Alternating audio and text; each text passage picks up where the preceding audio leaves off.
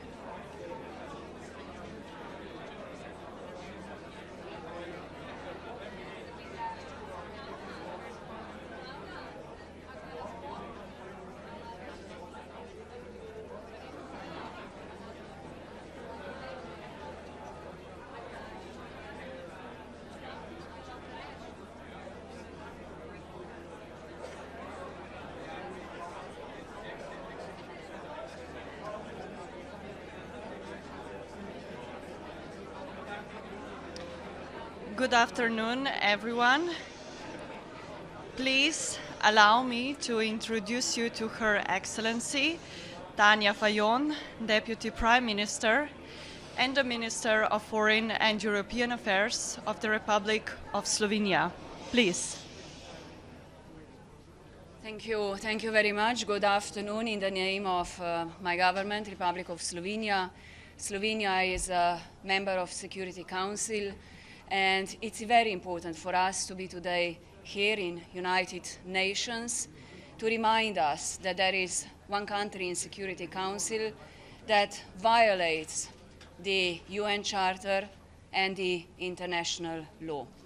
We are coming from the region, and we stand with Ukraine. We do understand from our history what it means if someone by force tries to take your land away, or by force try to change internationally recognized borders. That is why we strongly stand with Ukraine in their fight for territorial sovereignty and integrity. And we also want to do everything to support any endeavor that is there to end the war and bring to peace to Ukrainians. Thank you.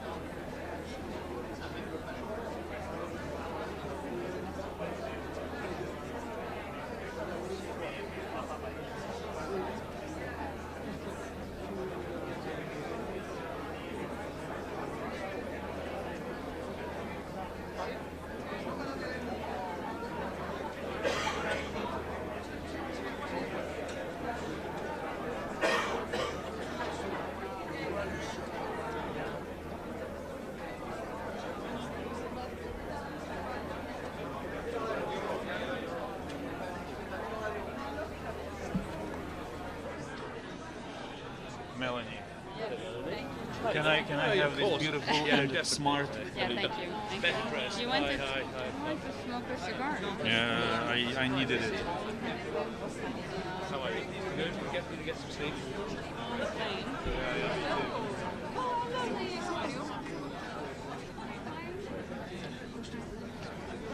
Yes. Good afternoon, colleagues.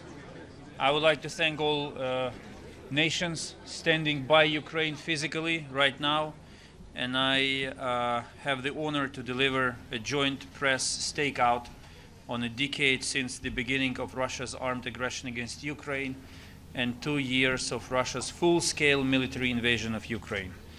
I do it on behalf of the governments of Ukraine, Albania, Andorra, Australia, Austria, Belgium, Bosnia and Herzegovina, Bulgaria, Canada, Croatia, Cyprus, Czechia, Denmark, Estonia, Finland, France, Georgia, Germany, Greece, Hungary, Iceland, Ireland, Japan, Italy, Latvia, Liechtenstein, Lithuania, Luxembourg, Malta, Marshall Islands, Federal States of Micronesia, Monaco, Montenegro, the Netherlands, New Zealand, North Macedonia, Norway, Palau, Paraguay, Poland, Portugal, Republic of Korea, Republic of Moldova, Romania, San Marino, Slovakia, Slovenia, Spain, Sweden, the United Kingdom, the United States of America, Uruguay, and the European Union. Today we mark a decade since the beginning of Russia's armed aggression against Ukraine on 19th February 2014, which started with its seizure of Crimea, and 2 years since the beginning of Russia's unprovoked, full-scale and illegal invasion of Ukraine.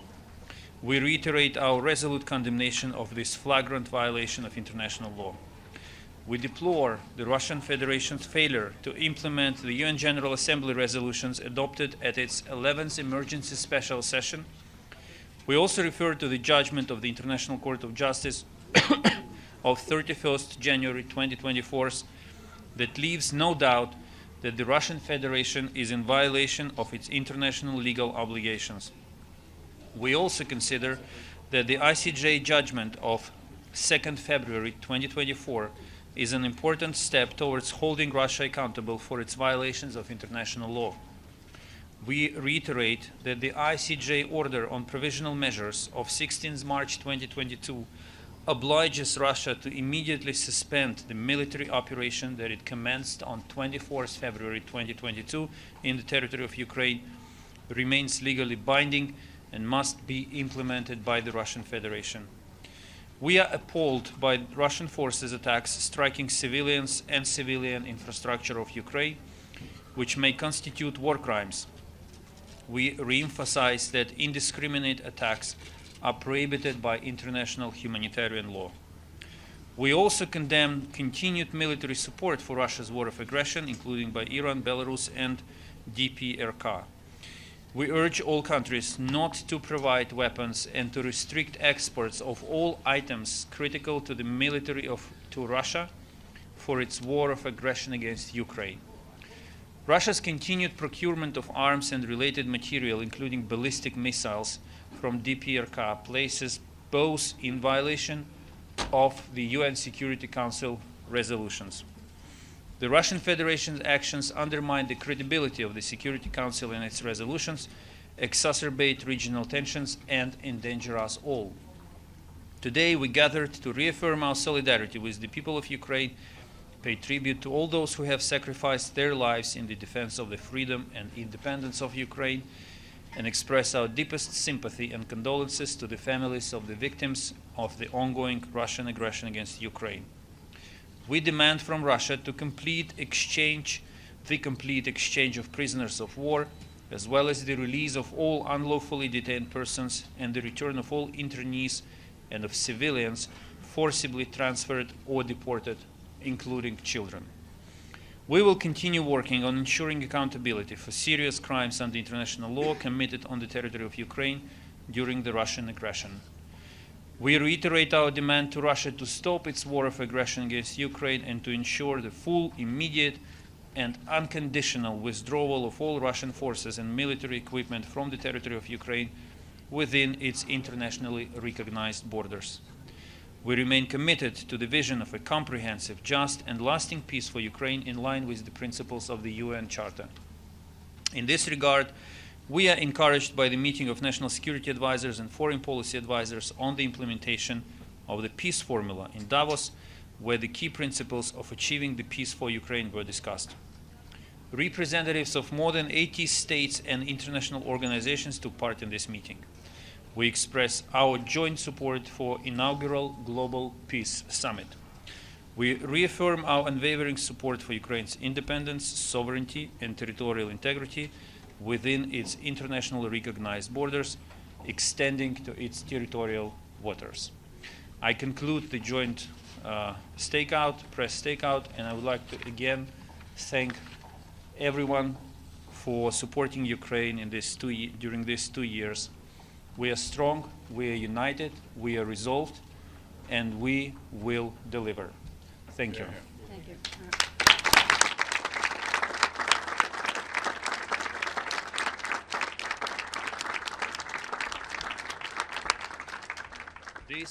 This concludes our joint press stakeout. Thank you. Let's proceed to the meeting. Bravo.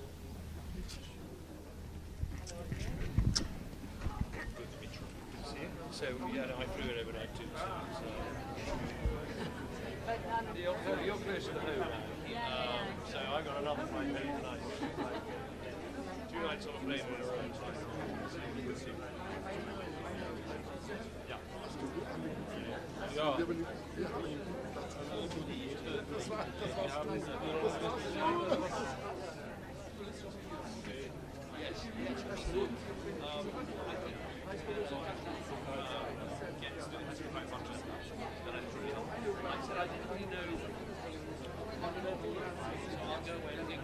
Ideas for how you do it.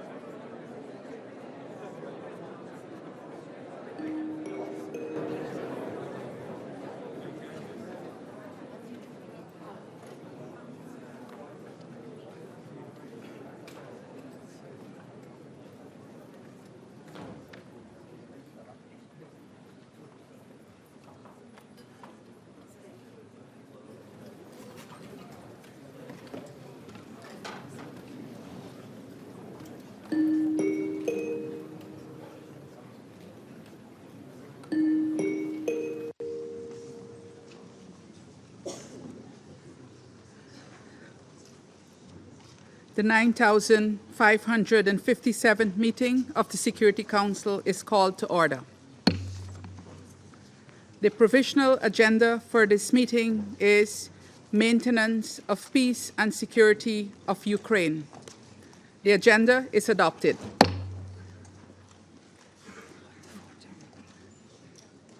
There's a point of order. I give the floor to the Russian Federation. Госпожа председатель, хотел бы сказать несколько слов по порядку ведения заседания. Мы с вами находимся в переполненном зале. Переполнен не только зал, но и список выступающих не членов Совета Безопасности, которые именуют себя министрами иностранных дел европейских стран. В ЕС, за редким исключением, нет самостоятельной страновой внешней политики. Соответственно, нет и министра иностранных дел, а есть чиновники, выдающие себя за таковых. Вся внешняя политика Евросоюза находится в руках Брюсселя, а Брюссель, в свою очередь, находится в руках Вашингтона. Ответьте мне на риторический вопрос. Какую добавленную стоимость будут иметь написанные под копирку выступления этих чиновников, кроме возможности покрасоваться на телеэкранах своих стран, выражая безоговорочную и непоколебимую поддержку своим киевским клиентам?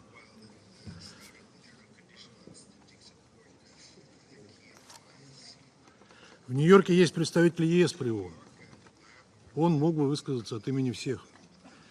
Ведь в ЕС общая внешняя политика и политика в области безопасности. Что вы способны добавить к этому? Ну, расскажите тогда уж о поставляемом вами оружии преступному киевскому режиму, которому обстреливает не военные цели, а мирное гражданское население российских городов. А представитель Великобритании пусть нам поведает, как его бывший премьер Борис Джонсон отговорил киевские власти заключить уже парафированное в апреле 2022 года мирное соглашение с Россией, вдохновив Киев продолжать боевые действия и обрекший на смерть десятки тысяч несчастных украинцев, брошенных на фронт в качестве пушечного мяса. Кстати, а где вы все были вчера, когда Совет обсуждал ближневосточное урегулирование и ситуацию в Газе? Где, кстати, был генеральный секретарь ООН? Хочу напомнить, что ни одна из стран Евросоюза и вообще Запада ни разу не выступила с инициативой созыва хотя бы одного заседания по Газе, где число жертв гражданского населения в результате вопиющих нарушений международного гуманитарного права со стороны Израиля за 4,5 месяца, большинство из которых женщины и дети, превысило показатели любых военных конфликтов последних лет. Это более чем красноречиво говорит о вашем лицемерии и двойных стандартах. Хочу заранее предупредить, я не буду слушать ритуальные заклинания представителей европейских столиц. Пусть они упражняются в своем красноречии друг перед другом, засоряя эфир своими лицемерными сентенциями. Благодарю вас. I take note of the statement of the Russian Federation. I would like to warmly welcome the Secretary General, distinguished ministers, and other high-level representatives present in the Security Council chamber. Your presence today underscores the importance of the subject matter under discussion. In accordance with Rule 37 of the Council's Provisional Rules of Procedure, I invite the representative of Croatia, Germany, Lithuania, Luxembourg, the Kingdom of the Netherlands, North Macedonia, Poland, Portugal, and Ukraine to participate in this meeting. It is so decided. The Security Council will now begin its consideration of item 2 of the agenda. I now give the floor to the Secretary General, His Excellency Mr. Antonio Guterres. Madam President, Excellencies, the United Nations Charter and international law are our guides to creating a world free from the scourge of war. Yet, Russia's full-scale invasion of Ukraine directly violated both. 2 years on, and a decade since Russia's attempted illegal annexation of Ukraine's autonomous Republic of Crimea and the city of Sevastopol, the war in Ukraine remains an open wound at the heart of Europe. It is high time for peace, a just peace based on the United Nations Charter, international law, and General Assembly resolutions. Madam President, the Charter is unequivocal. The United Nations is based on the principle of sovereign equality of all its members.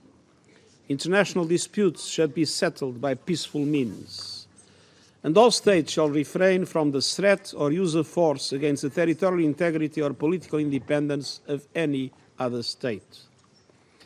Mechanisms to settle disputes are set out in Chapter 6 of the Charter. They include negotiation, inquiry, mediation, conciliation, arbitration, judicial settlement, and resort to regional agencies or arrangements. These must be the tools we use to settle grievances. Madam President, our world is at a chaotic moment. Following the Cold War and then a period of unipolarity, we are now making a turbulent transition to a as yet uncertain multipolar world. Power relations are unclear, creating a sense of instability and impunity. All borders are the result of history. Many communities are divided by those borders.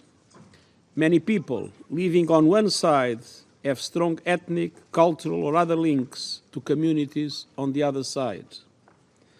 Can we afford to address different interpretations of history which are so widespread around the world through war? We must pay tribute to the wisdom of African leaders and follow their example. Colonial powers, including my own country, divided the continent of Africa with the stroke of a pen as they did in other parts of the world. But post-independence leaders understood that trying to change borders would open a Pandora's box of bloodshed and feed even greater grievances. In my experience, it's extremely difficult for people to agree on the past. What is more important and less difficult is to help them agree on the future. And to agree on the future, international law and the principles set out in the UN Charter, including respect for territorial integrity and the political independence of states, are fundamental. This is why the Russian invasion of Ukraine is such a dangerous precedent. Madam President, in any war, everyone suffers. But the people of Ukraine are suffering appallingly from the war inflicted on them by Russia. Over 10,500 civilian men, women, and children have been killed, though the true figure is likely higher. Damage and destruction of hospitals, schools, health facilities, and civilian infrastructure is frequent and intensifying. 90 education and healthcare facilities were damaged or destroyed in January alone. And amidst the brutal winter, over 380 towns and villages across the country were without electricity early this month, according to the Ukrainian Energy Company. The United Nations has documented widespread and disturbing brutality.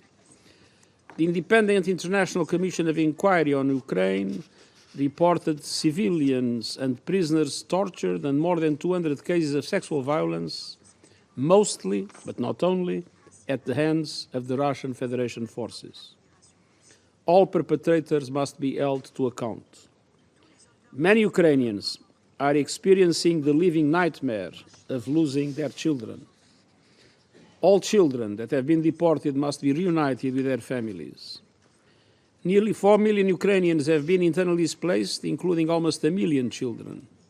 And over 14.5 million people inside the country need humanitarian assistance. Humanitarian aid programs carried out by the United Nations and our partners, particularly our Ukrainian partners, reached 11 million people last year. That included providing life-saving food, water, healthcare and shelter, as well as working to remove the deadly explosives that litter the Ukrainian landscape. Yet, access to around 1.5 million people is extremely restricted. That must change. Attacks against humanitarians and civilian infrastructure must stop. And I urge donors to fund in full the $3.1 billion appeal to put our Ukrainian humanitarian response plan into practice and so that we can continue our vital work. Madame la Présidente, la guerre fait également du mal à la population russe. Des milliers de jeunes Russes ont trouvé la mort sur le front. Les civils touchés par les frappes sur les villes russes souffrent aussi. Le risque que le conflit s'aggrave et se répand est bien réel. Dans le monde entier, la guerre accentue les clivages géopolitiques. Elle attise l'instabilité régionale. Elle réduit l'espace disponible pour traiter d'autres problèmes mondiaux urgents et elle sape les normes et les valeurs communes qui contribuent à notre sécurité à tous. Le conflit a accéléré une flambée de prix alimentaires, de chocs économiques et une crise mondiale de coût de la vie, frappant de plein fouet les pays en développement qui sont encore en train de se relever du Covid-19. En outre, la possibilité que cette guerre entraîne un accident nucléaire glace le sang du monde entier. Les deux parties au conflit doivent prendre toutes les mesures possibles pour empêcher cela, et ce, sur tous les sites nucléaires du pays. L'Agence internationale de l'énergie atomique continuera de soutenir ces efforts.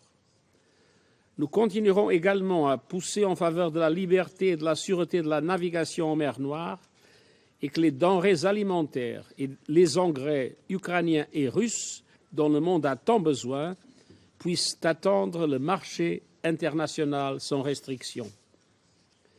Madame la Présidente, Excellences, depuis l'invasion à grande échelle de l'Ukraine par la Russie, nous avons connu 2 années de combat, 2 années de souffrance, des années auxquelles les tensions mondiales ont été attisées et les relations internationales mises à mal. C'en est assez. Le mépris de la Charte était à l'origine du problème, le respecter en est la solution. Cela veut dire respecter la souveraineté, l'indépendance, l'unité et l'intégrité territoriale de l'Ukraine dans ses frontières internationalement reconnues. Il est temps de réaffirmer notre attachement à la Charte et de faire preuve d'un respect renouvelé pour le droit international. Telle est la voie de la paix et de la sécurité en Ukraine et dans le monde entier, et je vous remercie. I thank the Secretary General for his briefing. I now give the floor to the members of the Council. I now give the floor to Her Excellency Ms. Tanja Fajon, Deputy Prime Minister and Minister for Foreign and European Affairs of Slovenia. Thank you, Madam President. I would also like to thank the Secretary General for his, as always, lucid, frank and insightful briefing. Madam President, it has been 2 years of death and destruction for Ukraine and its people. 2 years of international humanitarian law violations. 2 years of human rights violations. 2 years of aggression. To add to this grim picture, this week also marks 10 years since the illegal annexation of Crimea. While being aware of repetitiveness, I want to seize the opportunity of sitting in this chamber, representing a UN Security Council member, to condemn once again the Russian aggression against Ukraine in blatant violation of the UN Charter and Helsinki Final Act on inviolability of borders in Europe. Slovenia expresses full support for Ukraine's independence, sovereignty and territorial integrity. While Ukraine has been attacked with artillery shells, drones and ballistic missiles, the rest of the world has been attacked with narratives, particularly on how this war started and why it was inevitable to start. Let me provide you with our own perspective, a perspective of a country committed to peace and peaceful settlement of international disputes.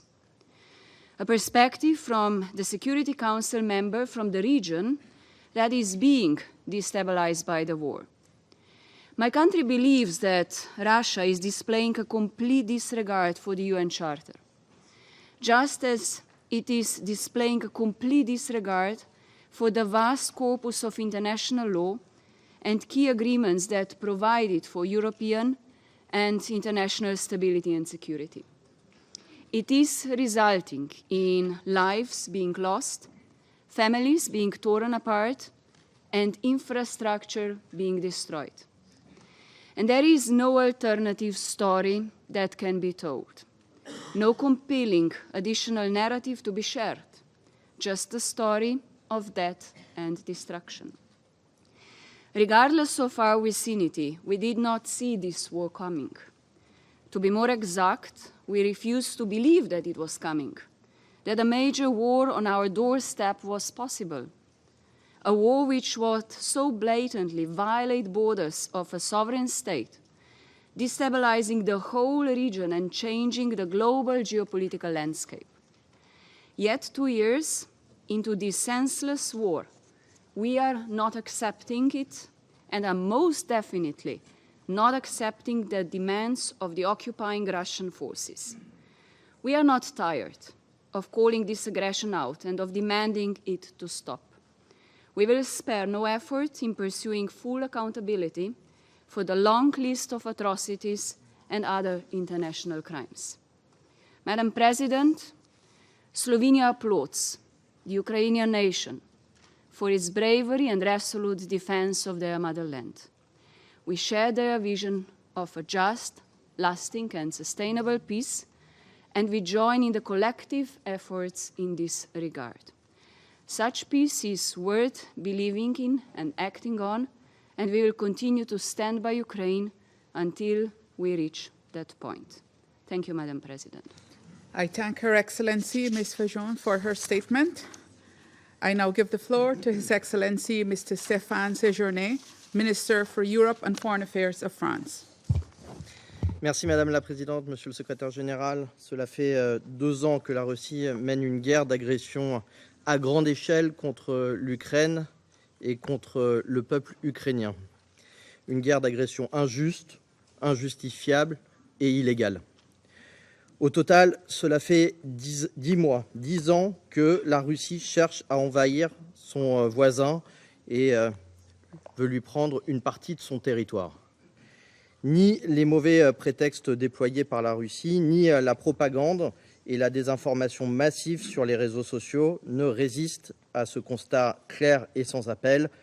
La Russie continue d'agresser son voisin, des troupes russes sont présentes sur le territoire ukrainien, l'État souverain, l'Ukraine, un État souverain.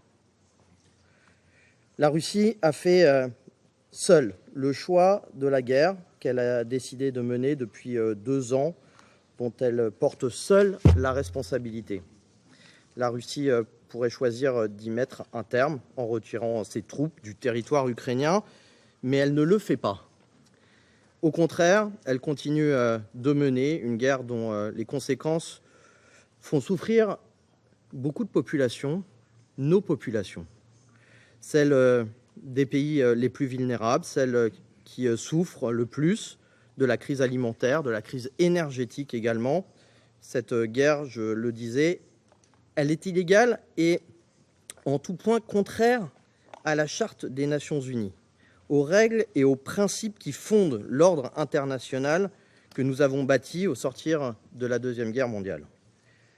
Un ordre dont notre Conseil doit rester d'ailleurs le garant, comme le respect de sa souveraineté également, de l'indépendance et de l'intégrité territoriale des États.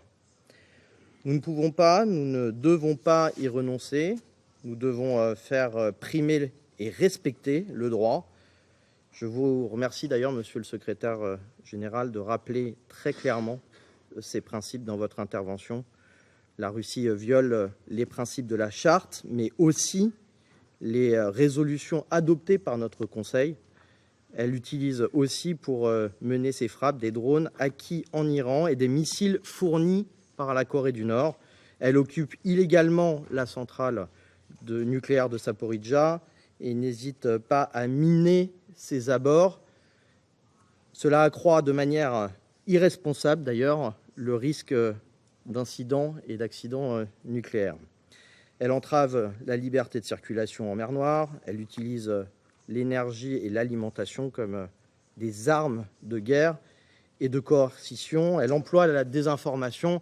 Et là, monsieur le représentant de la Fédération de Russie, je ne peux pas vous laisser dire que les ministres ne se sont pas réunis sur Gaza. J'ai moi-même présidé au niveau ministériel une réunion hebdomadaire sur ce point-là, en présence de nombreux ministres de l'Union européenne. La guerre de la Russie est illégale aussi parce que ces troupes violent massivement le droit international humanitaire et les droits de l'homme. Illégale, la guerre russe l'est aussi inhumaine. Je veux redire ici notre condamnation la plus ferme au massacre de civils, des viols et des tortures utilisées comme armes de guerre, des déportations d'enfants ukrainiens. Ces crimes ne doivent pas rester impunis. C'est d'ailleurs tout le sens des 2 mandats d'arrêt émis par la Cour pénale internationale l'an dernier. Tout cela, la Russie veut le faire aussi oublier. Elle veut nous persuader de ses victoires inéluctables et elle veut que nous renoncions à défendre notre sécurité et nos valeurs. Elle échouera sur ce terrain et sur d'autres.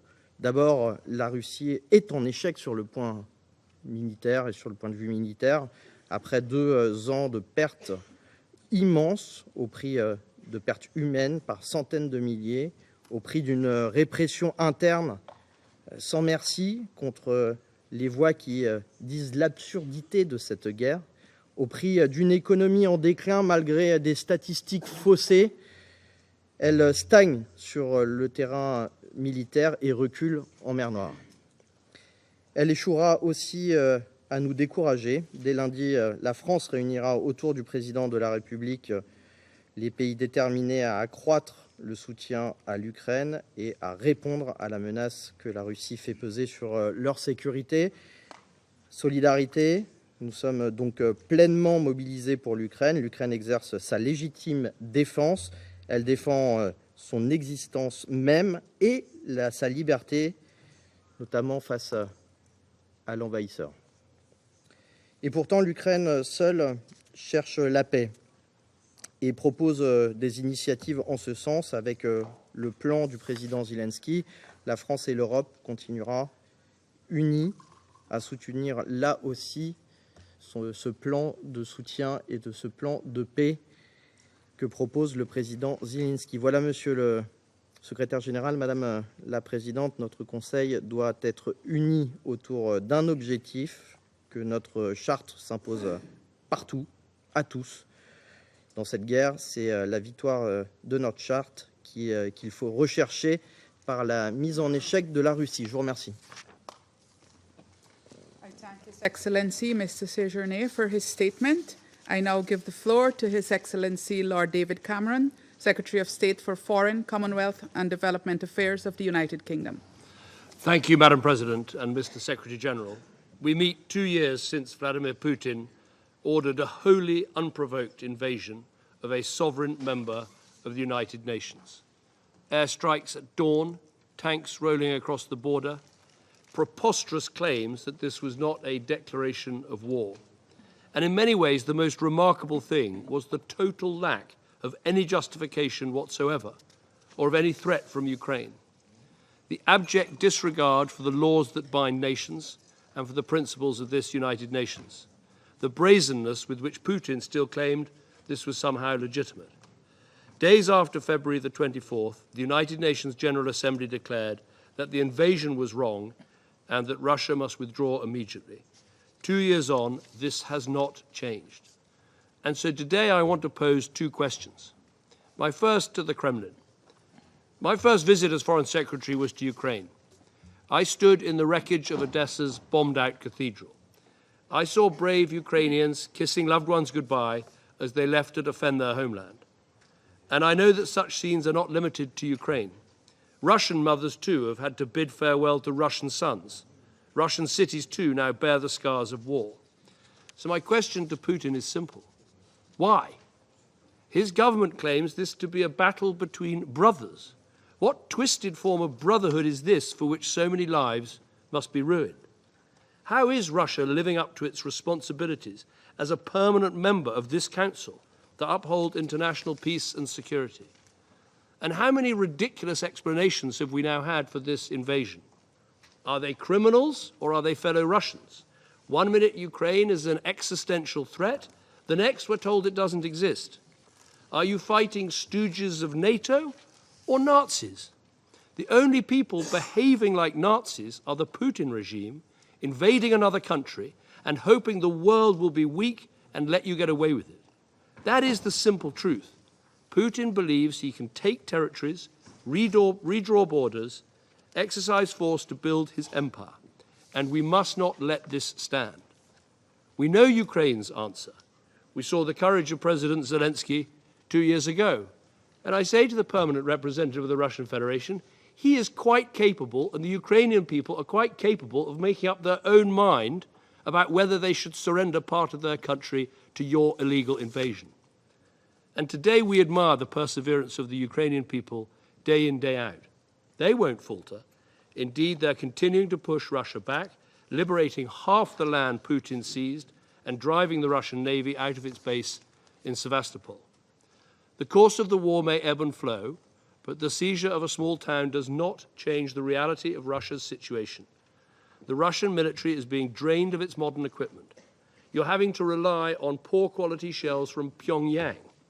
And you sent a generation of Russian boys into the meat grinder. What do you tell their mothers they died for? Or don't you even bother? The Kremlin expected Ukraine to fold, but they are standing firm for their freedom. And you should all know Britain's answer as well. Last month, the Prime Minister was the first foreign leader to address the Rada. We are the first country to have signed a security pact with Ukraine. And yesterday, we imposed further sanctions, clamping down on Russia's military-industrial complex and those enablers seeking to keep it running.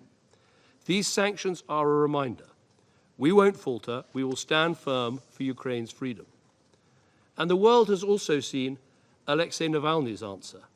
He showed incredible courage in returning to Russia. He didn't falter, and he has now suffered terrible consequences for standing firm for Russian democracy. And today is an opportunity, Secretary General, to give the world's answer. All of us abhor needless suffering. None of us have escaped the economic consequences of the war. And yet we all know what is at stake here. In acting so brazenly, Putin is not only trying to seize a chunk of his neighbor's territory, he is not only trying to extinguish the Ukrainian people's right to self-determination, he is openly trying to upset the international order, replacing it not with some progressive vision of equality of nations, but with a return to a 19th century ideology where might, particularly his might, is right. That is why we must all stand up to Putin, not just out of sympathy to Ukraine, but because his actions in Ukraine are so dangerous for everyone else. If we give in to the idea that one country can invade another with impunity, then we will be left in a dreadful situation where any country could face a similar fate. Respect for sovereignty lies at the heart of the international system, at the heart of the United Nations. Nothing matters more to its members than having our borders treated as inviolable. And that's why nothing should matter more to us than seeing Putin fail. We must not falter. We must stand firm. Thank you. I thank His Excellency Lord Cameron for his statement, and I now give the floor to His Excellency Mr. Ignacio Cassis, Federal Councillor and Head of the Federal Department of Foreign Affairs of Switzerland.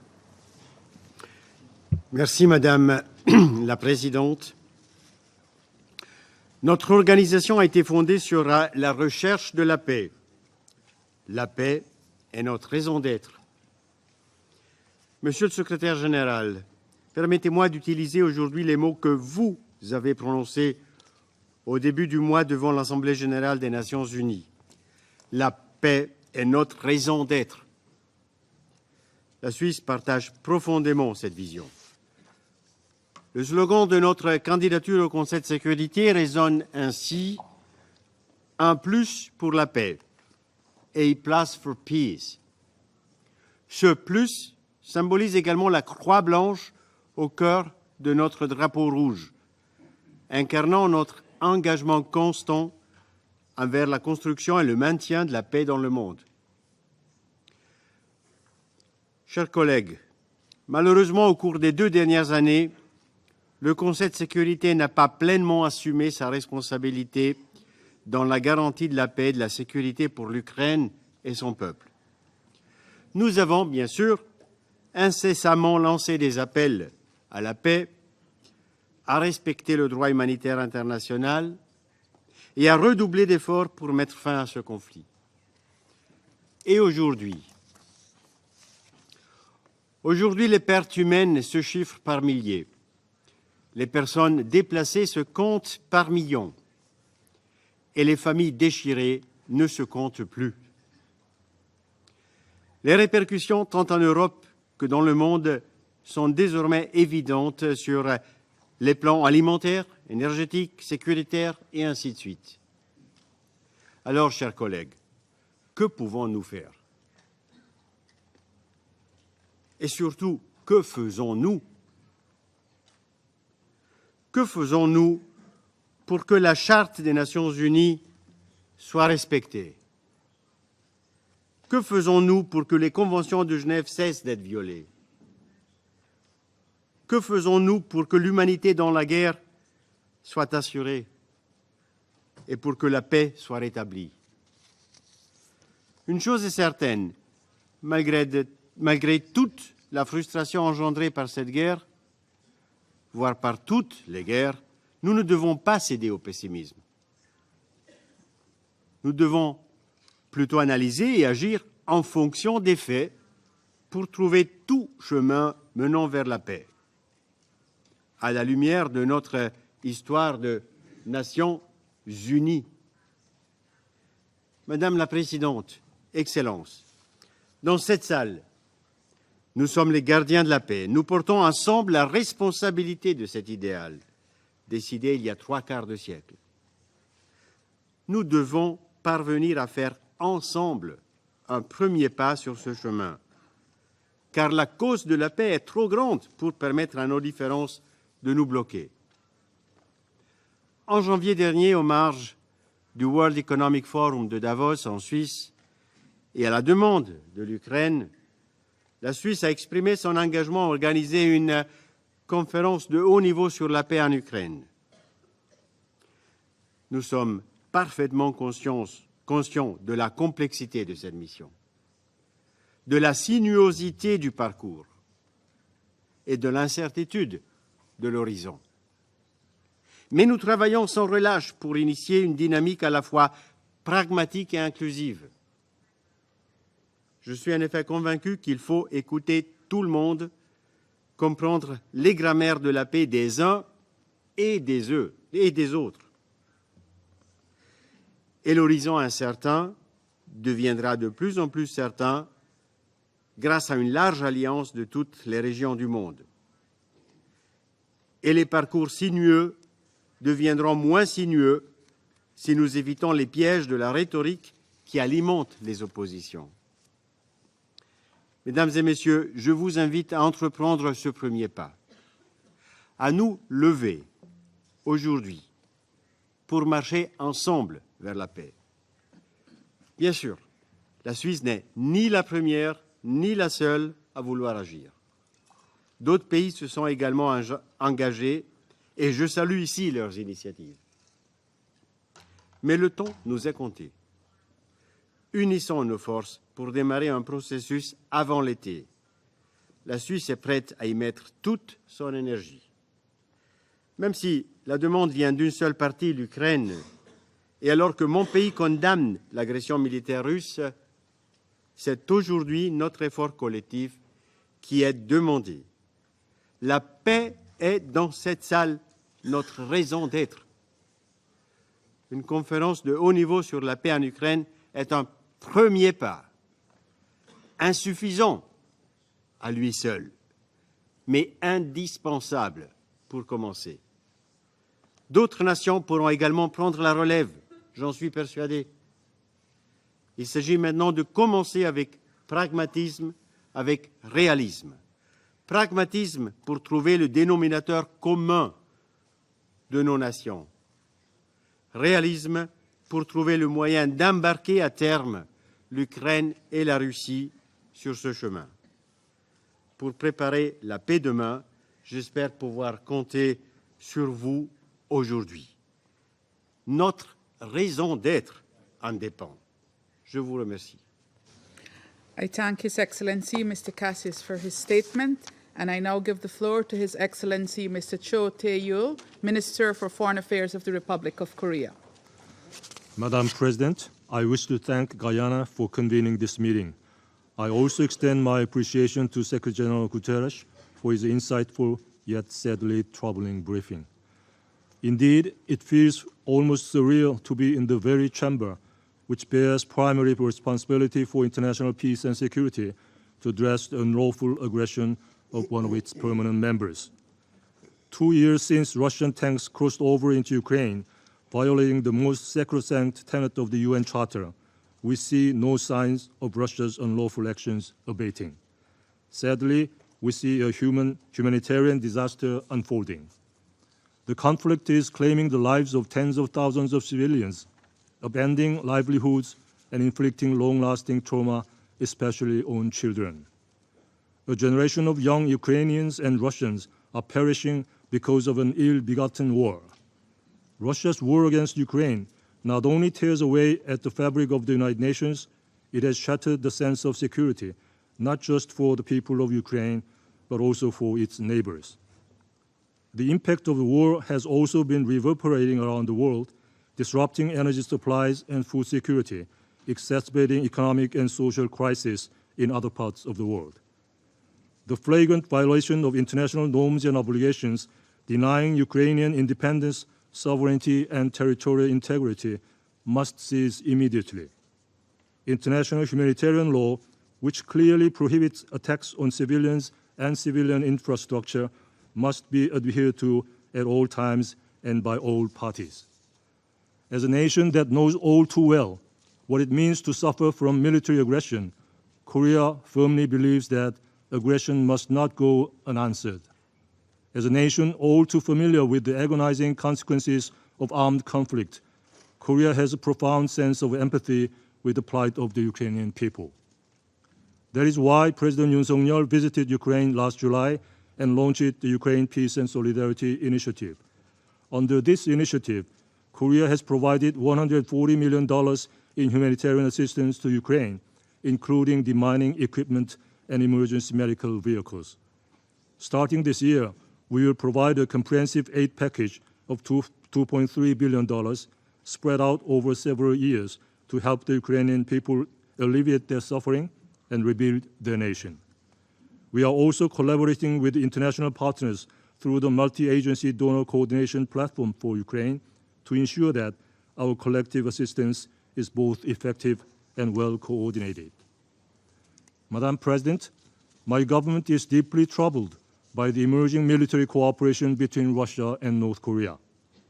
North Korean munitions and missiles have been sighted in Ukraine, which not only aggravates the human suffering, but also risks further escalating and prolonging the war in Ukraine. If and when it turns out to be the case that North Korea receives in return, whether advanced military technology or oil shipments exceeding limits under Security Council resolutions, this would redound to North Korea's ability to threaten security on the Korean Peninsula and beyond. Both dimensions of this nexus constitute unequivocal violations of multiple UN Security Council resolutions and undermine the global non-proliferation regime. We strongly urge Russia and North Korea to comply with the relevant Security Council resolutions, all of which were unanimously adopted in this chamber. Madam President, the ongoing conflict in Ukraine is heightening geopolitical tensions worldwide, presenting us with challenges of unprecedented magnitude. Therefore, it is imperative that the Security Council devise effective strategies to navigate these complexities, notwithstanding inherent shortcomings and current constraints, to fulfill its fundamental duty of maintaining international peace and security. And I wish to reaffirm Korea's commitment as a member of the Security Council to actively contribute to realizing this goal. I thank you. I thank His Excellency Mr. Tae-yul for his statement, And I now give the floor to Her Excellency Ms. Linda Thomas Greenfield, Permanent Representative of the United States and member of President Biden's cabinet. Thank you, Madam President. Thank you, Secretary General Guterres, for your briefing, and thank you to Guyana for calling this important meeting. I welcome the many foreign ministers joining us today. Your presence reflects the importance that we accord this issue. 2 years ago, on a cold February evening, I gathered with many of you in this chamber. The United States and Albania had called a late-night emergency meeting because we feared Russia's invasion of Ukraine was imminent, and we were right. We'd been sounding the alarm for weeks. I had informed the Council in no uncertain terms about the buildup of troops along the border with Ukraine. Secretary Blinken had come to the Security Council laying out in exacting detail our concerns that Russia would soon invade its sovereign neighbor. And then on February 24th, it did. While I and other members of this council called for diplomacy and de-escalation, President Putin openly chose war. Even as the Russian representative who was sitting in the president's chair denied it in this room, we could see the reality of Russia's brutal aggression unfolding in real time. The world could see that choice between violence and diplomacy, war and peace, unfolding in real time. Today, despite Putin's best efforts, the world continues to bear witness to Russian brutality, Russian hypocrisy, and Russian cruelty. Thanks to the unrelenting work of Ukrainian investigators and aid workers, fearless journalists, and numerous UN bodies, including this council, we have seen through the Kremlin lies. The lie that it was not Russian troops who illegally seized Crimea 10 years ago, a falsehood that when it suited him, Putin eventually admitted to. The lie that the transnational criminal organization of Wagner Group had no affiliation with the Kremlin. Of course, the widespread deployment of Wagner forces, as well as Putin's own admission that the Kremlin financed their work, proved otherwise. And of course, the lie that in the months leading up to Russia's invasion 2 years ago, Russia had no intention to further invade Ukraine, that the nearly 200,000 troops it assembled near the border were simply a military exercise.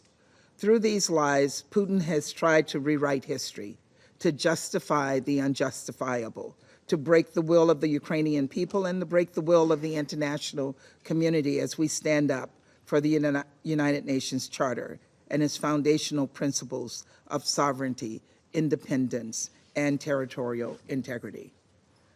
Colleagues, we cannot let that happen. Not when Russia continues to bomb grain silos, last destroying more than 300,000 tons of grain in a matter of months last year.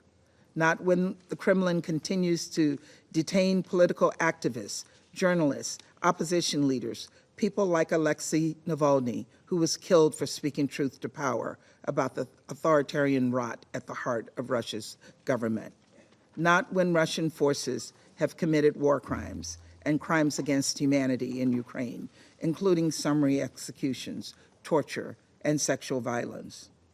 And not when hundreds of thousands of Ukrainian civilians have been deported to Russia or forcibly transferred within Russia-occupied territories of Ukraine. Babies as young as a few months old, whose Ukrainian identities Russia has stripped and whose futures they have permanently changed. The list of Russian violations and abuses could, unfortunately, go on and on. This senseless war has worsened a global food insecurity crisis, roiled the global energy market, caused incalculable damages to our environment, and undermined the global nonproliferation regime. For 2 years, President Putin has been hell-bent on beating Ukrainians into submission. And yet, in the face of so much cruelty, so much trauma, so much death and destruction, the Ukrainian people have not been cowed. They have fought back, and they've done so effectively. Vastly outnumbered, they have not only defended their land, but their freedoms, their democracy, and their identity. And they have shown the world that community is a form of resistance. I think about the people setting up makeshift schools and bomb shelters, the medical professionals nursing orphans back to health, and then hiding these babies from Russians hoping to take them. The workers I met at a grain processing facility in Kyiv, people who risked their lives to feed the hungriest among us. For 2 years, Ukrainians have stopped Putin's quest to conquer their country, strip it of its independence, and absorb it into Russia, and while fighting to keep the world fed and warm. And so as a global community, we must support Ukraine to help Ukraine fight not only for peace, but for a just, lasting peace, rooted in the UN's Charter's fundamental principles of sovereignty, territorial integrity, and independence, a peace that, time and time again, Russia has rejected in favor of violence, destruction, and unlawfulness. Because let's be exceedingly clear here. If Russia puts down its weapons today, the war would end. If Ukraine put down its weapons, Ukraine would be over. Only one party is the aggressor in this war, and only one party can end it. That was true 2 years ago when this body gathered on that cold February night as the world turned upside down, and it's true today. So amidst so many bald-faced lies hurled at us from this chamber and from Moscow, we continue to stand with the people of Ukraine. And we continue to demand that Russia put an end to its campaign of cruelty, that it withdraw its troops from Ukraine's internationally recognized border and return the children taken from their homes, that it cease its unlawful procurement of ballistic missiles, launchers, and other arms from DPRK in violation of Security Council resolutions, and that it meets its responsibility as a member of this council and uphold the charter we have all sworn to protect. Today, President Biden announced new sanctions against Russia for its ongoing war of aggression in Ukraine and for the death of Alexei Navalny. We need to hold Russia accountable so that we need not mark any more tragic milestones like this one today, so that the brave, resilient people of Ukraine can finally see a just and lasting peace. Thank you, Madam President. I thank Her Excellency, Ms. Thomas Greenfield, for her statement, and I now give the floor to His Excellency, Mr. Tsuji Kyoto, State Minister for Foreign Affairs of Japan. Thank you, Madam President. I also thank Secretary General Guterres for his briefing. 2 years ago, Russia started its brutal aggression against Ukraine. And I join you today to strongly condemn Russia for continuing this aggression and hostility right up to the present day. Madam President, we condemn in the strongest terms Russia's aggression against Ukraine. This blatant violation of international law, including the UN Charter, cannot be justified. The sovereignty and territorial integrity of Ukraine must be respected. This is not only a European issue, nor just an issue of the so-called Russia and the West. Any attempt to unilaterally change the status quo by force must not be tolerated anywhere in the world.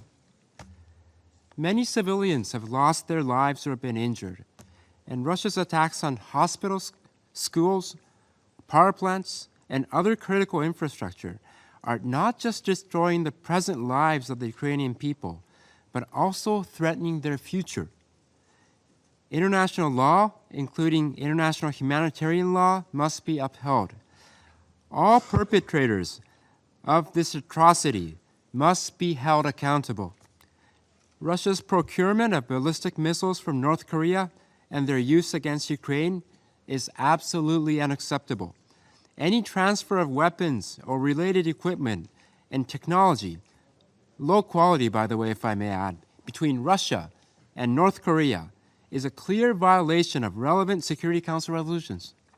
And we're also deeply concerned about any possible transfer of nuclear and ballistic missile-related technology to North Korea.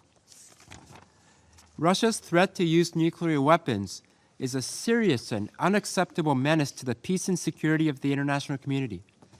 Madam President, we respect the efforts of many countries to seek peace. However, it is inappropriate to equate the aggressor and the victim. and to demand diplomatic efforts on both sides as if both sides are at fault. Japan reiterates that peace must be based on the purposes and principles of the UN Charter.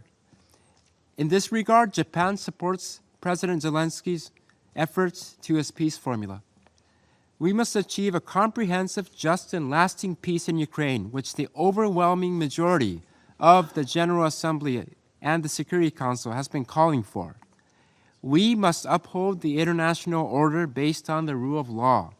Madam President, since my visit to Kyiv last November, I've been working hard to materialize the recovery and reconstruction of Ukraine. And on February 19th, Japan invited Prime Minister Shmyhal to Tokyo for the Japan-Ukraine Conference for promotion of economic growth and reconstruction. At the conference, we confirmed our intention to promote close public-private cooperation and agreed on the importance of medium to long-term support with consideration to women and children. Our public and private sectors will further support Ukraine, taking into account the country's needs. Madam President, we once again strongly urge Russia to cease its aggression and withdraw immediately and unconditionally from all internationally recognized territories of Ukraine. This, ladies and gentlemen, Your Excellencies, is a matter of principle. It is beyond politics. Therefore, Japan, with its allies and partners, will continue to stand by Ukraine for as long as it takes. Thank you. I thank His Excellency, Mr. Kyoto, for his statement, and I now give the floor to the representative of Malta. Thank you, Madam President. I also thank the Secretary General for his briefing. We have convened to mark 2 years since the Russian Federation launched its unprovoked and unjustified war of aggression against Ukraine. This war and its continuation is an affront to the UN Charter, the work of the Security Council, and the architecture of international peace and security. As members of this Council, we all have a collective responsibility to uphold the UN Charter. It is on us to further advance the implementation of the resolutions adopted by the General Assembly during its emergency special session on Ukraine. We must honor the calls of the Secretary General for diplomatic solutions. All these elements are critical to restoring international peace and security. Madam President, the number of civilian casualties in Ukraine significantly increased in December and January compared with previous months. OHCHR has verified that 158 civilians were killed and 48 injured solely in January. Since the beginning of this war, there has been over 30,000 civilian casualties and more than 14 million people in need of humanitarian assistance in Ukraine. The deportation and forced transfer of children is of particular concern. According to the Ukrainian National Information Bureau, over 19,000 children have been deported or forcibly displaced. In this regard, Malta recalls the Independent Commission of Inquiry established by the Human Rights Council, as well as the Secretary General's annual report on children in armed conflict, which shed a light on Russia's violations against children. The consequences of this conflict have also impacted women and girls. They have been disproportionately impacted since they are at far greater risk of gender-based and conflict-related sexual abuse. Despite the horror and trauma that many have experienced over the past 24 months, Ukrainian women and girls have shown remarkable courage and resilience. Millions of them are playing a crucial role in providing humanitarian aid. Madam President, Malta is firmly committed to international law and the UN Charter. We therefore reaffirm our strong support towards all ongoing accountability processes. These include the important work of the International Court of Justice and the International Criminal Court. Those responsible for the crimes committed in Ukraine must be held accountable. There can be no lasting peace without justice. We must also not forget that by terminating the Black Sea Grain Initiative, Russia has also taken the world's population hostage by blocking Ukrainian grain exports, all the while stealing grain from occupied Ukrainian territories and destroying Ukrainian grain facilities. In the face of this unilateral blockade, the EU has strengthened its support to Ukraine and to the global food security. The EU will keep on investing in the Solidarity Lanes Action Plan, which has allowed Ukraine to export 67 million tons of grain, oilseeds, and related products since May 2022. In closing, Madam President, Malta will continue to support all efforts to address the consequences of Russia's aggression. We also reiterate that the only step towards a just and lasting peace would be for Russia to immediately cease all hostilities and unconditionally, completely withdraw all its forces and military equipment from the entire territory of Ukraine within its internationally recognized borders. Thank you. I thank the representative of Malta for her statement, and I now give the floor to the representative of the Russian Federation. Госпожа председатель, сегодняшнее заседание, созванное по инициативе ряда западных делегаций, это дежавю. Год назад в этом же зале Мальтийское председательство собрало аналогичный ритуальный спектакль по поводу годовщины начала нашей специальной военной операции, на который слетелись европейские министры, чтобы зачитать под копирку написанные антироссийские тезисы. Год назад у западного блока было модным рекламировать свои псевдомирные инициативы, которые, по сути, сводились к лукавому орвелловскому оксюморону «Война – это мир».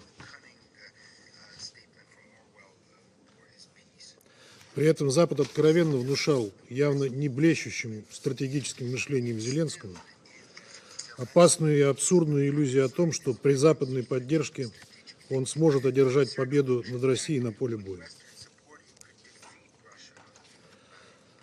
Особенно старался некий господин из прекрасного сада, для которого все, кто не относится к золотому миллиарду, сорняки.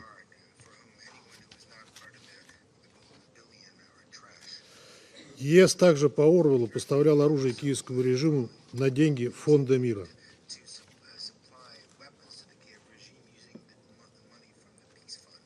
С тех пор прошел еще один год. Украина вдрызг провалила разрекламированное ею контрнаступление, но Запад все равно продолжил накачку киевского режима оружием, поощряя его бросать все больше жизней украинцев в пламя конфликта, который в США уже, отбросив любые приличия, стали называть выгодным бизнес-проектом. Настолько прибыльным он оказался для военно-промышленного комплекса.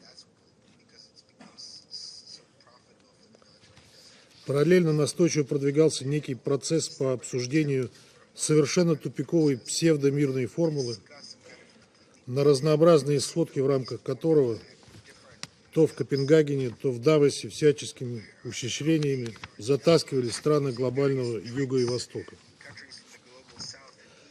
чтобы потом выдать это за широкую международную поддержку. При этом очевидно, что страны мирового большинства прекрасно видят реальную подоплеку этих интриг и совершенно не горят желанием играть роль статистов в них, равно как и осознают, что без России обсуждать что-либо бессмысленно. Что же этот год принес Украине? Новые, исчисляемые сотнями тысяч бессмысленные жертвы, назревающий коллапс экономики и глубочайший кризис государственности, так как для народа Украины все очевиднее полная неспособность и несамостоятельность руководства в Киеве.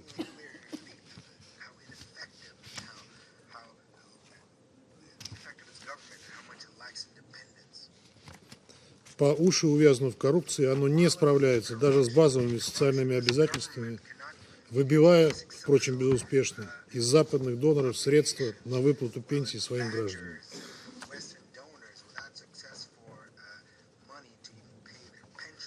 Молодое, а теперь уже и немолодое поколение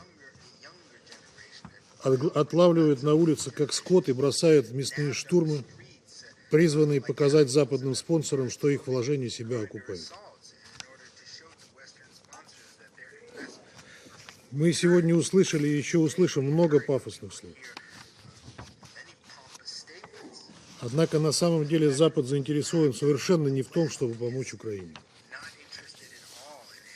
Суть западной политики в отношении Украины недавно откровенно суммировала главный редактор британского издания «Экономист» Зенни Минтон-Бэдоус. Она заявила в телеинтервью, цитирую, «Дать Украине деньги – это самый дешевый способ для Соединенных Штатов укрепить свою безопасность. Это украинцы ведут бои, это их убивают. США и Европа поставляют им оружие. И делая это, мы противодействуем Путину». Конец цитаты. Расплачиваясь за свои интересы жизнями сегодняшних туземцев, украинцев, как они считают, Запад во главе с США в лучших неоколониальных традициях пытается решить свои геополитические задачи и не допустить того, чтобы Вашингтон потерял присвоенную самому себе роль мирового гегемона, или чтобы в мире укрепились другие мощные и самодостаточные полюса.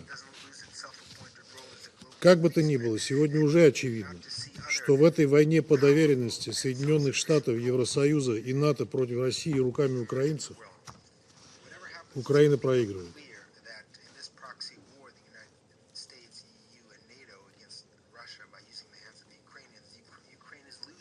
И что не менее важно, как бы тяжело ни было принять этот вывод нашим европейским коллегам, она не единственная проигравшая от этого конфликта. Ведь едва ли не главный проигравший – это сам Европейский Союз. Хотел бы, пользуясь случаем, обратиться к представителям стран Евросоюза. Вы так долго выстраивали европейский проект, гордились тем, что вам удалось сформировать общую внешнюю политику и политику в области безопасности. Мы помним те времена, когда Евросоюз лелеял планы на собственную геополитическую роль, имел особое мнение по целому ряду ключевых международных проблем. Поражает, как легко вырастали со всеми этими амбициями по команде, вернувшись в строй послушных сателлитов США.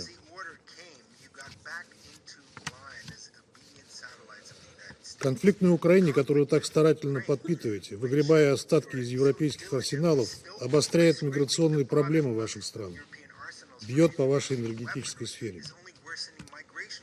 Как мы узнали на этой неделе, прямые потери одной только Германии, считавшейся локомотивом ЕС от навязанных Соединенными Штатами антироссийских санкций, составили как минимум $200 миллиардов.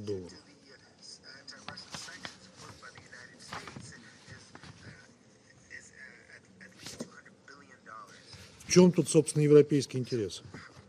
Жаль, что вы забыли о том, что Соединенные Штаты и Великобритания всегда являлись главными бенефициарами любого конфликта на территории континентальной Европы и целенаправленно разжигали противоречия на этом пространстве, чтобы не допустить появления еще одного геополитического конкурента – объединенной Европы, живущей в мире и сотрудничестве со своим соседом Россией. Вам последовательно, через проводивших американские интересы младоевропейцев, впрыскивали русофобский яд и в итоге полностью отравили.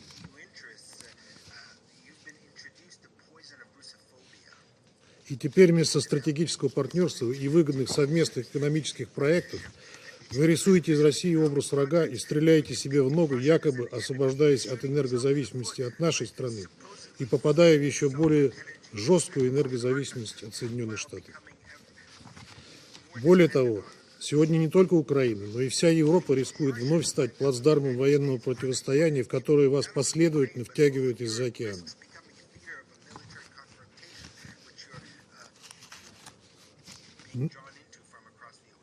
Нужно ли это населению европейских стран? Хочется верить, что нет. Опрос общественного мнения, проведенный в январе в 12 европейских странах, показывает, что только 10% европейцев верят, что Украина может победить Россию. Бунтуют европейские фермеры, не желая потерять сельскохозяйственные рынки из-за демпинга украинских экспортеров. Широко разошлись кадры скандалов на польско-украинской границе, где польские пограничники отказываются пропускать украинские грузовики с зерном. Очевидно, что никакое европейское будущее насквозь коррумпированной, криминальной Украине с нищим населением, в которую ее из всесоюзной житницы превратило нынешнее марионеточное руководство, теперь не светит. Ведь Украине с момента обретения формальной независимости отводилась незавидная роль антироссийского плацдарма. В 2004 году в ней состоялся, по сути, первый срежиссированный Западом антиконституционный переворот, который в итоге народ не поддержал. Тогда Запад стал готовить переворот таким образом, чтобы больше не было осечек, чтобы навсегда изничтожить патриотически ориентированную оппозицию. Именно это и происходит все годы после Майданного переворота 2014 года. Приход к власти спонсируемых западными русофобами, националистов и неонацистов в 2014 году ознаменовал водораздел в новейшей истории Украины. Антиконституционный государственный переворот, десятилетие которого приходится как раз на эти дни, стал возможен в результате неприкрытого вмешательства во внутренние дела этой страны.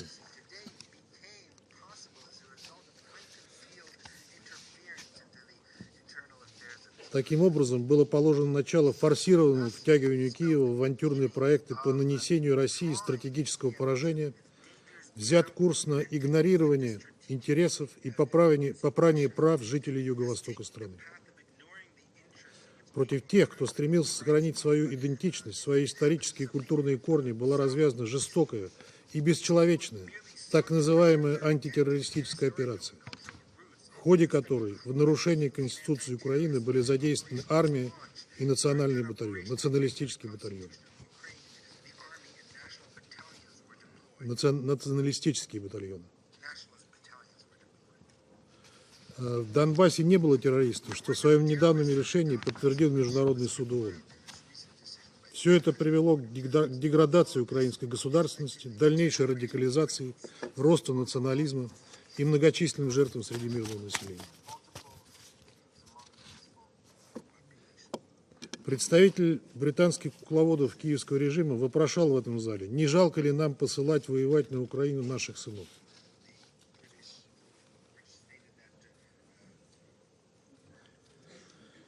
Вопрошал в этом зале, не жалко ли нам посылать воевать на Украину наших сынов.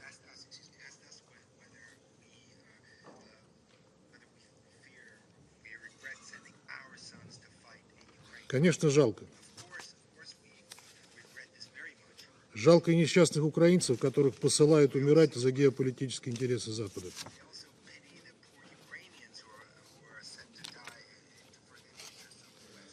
Вот только он, я имею в виду представитель Великобритании, в традиционной западной лицемерной манере умолчал о том, что мы делали это 2 года назад не для того, чтобы начать войну, а для того, чтобы ее остановить.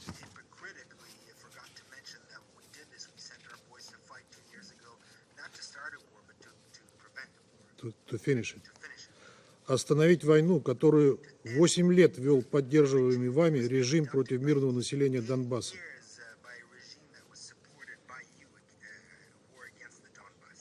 Жертвами которой уже на тот момент стали более 14 тысяч человек. Именно это стало главной причиной начала специальной военной операции. Что касается вопроса о том, с кем мы воюем на Украине, то на него вы можете ответить сами, если вспомните, что киевский режим почитает в качестве героев. Кого киевский режим почитает в качестве героев? Кто такие, например, Бандера и Шухевич, отряды которых вместе с нацистами убили сотни тысяч евреев, поляков, русских, украинцев? Спросите сегодня у господина Сикорского, который будет выступать позже, и он вам расскажет про учиненную украинской повстанческой армией волынскую резню и как ее вспоминают в Польше. Мы считаем, что если лидеры страны почитают нацистов, говорят как нацисты и допускают демонстрацию нацистской символики, то они нацисты. А вы просто слишком малодушны и избирательны, слепы, чтобы это все признавать. Опять-таки, пользуясь присутствием на сегодняшнем участием в сегодняшнем заседании господина Сежурне и господина Камерона, их, правда, сейчас нет в зале, их, правда, сейчас нет в зале, я хочу поднять еще одну, крайне неудобную с некоторых пор для наших западных коллег тему – Минские соглашения. Около года назад мы все услышали признание Петра Порошенко, Франсуа Олланда, Ангелы Меркель, а также Бориса Джонсона о том, что ни Франция, ни Германия, ни та же Великобритания никогда не воспринимали эти договоренности всерьез, не собирались подталкивать украинские власти к их выполнению и лишь использовали их для того, чтобы затянуть время и дать Киеву время на подготовку к войне с Россией. Это была, по сути, явка с повинной лидеров этих государств, открыто и даже с гордостью признавших факт умышленного нарушения ими резолюции Совета Безопасности 2202, которая закрепила Минские договоренности. Но это не мешает представителям этих же государств, как ни в чем не бывало, сегодня выступать в Совете с нотациями в адрес других членов и рассуждать о важности соблюдения международного плана и обвинять другие страны в невыполнении резолюции Совета Безопасности.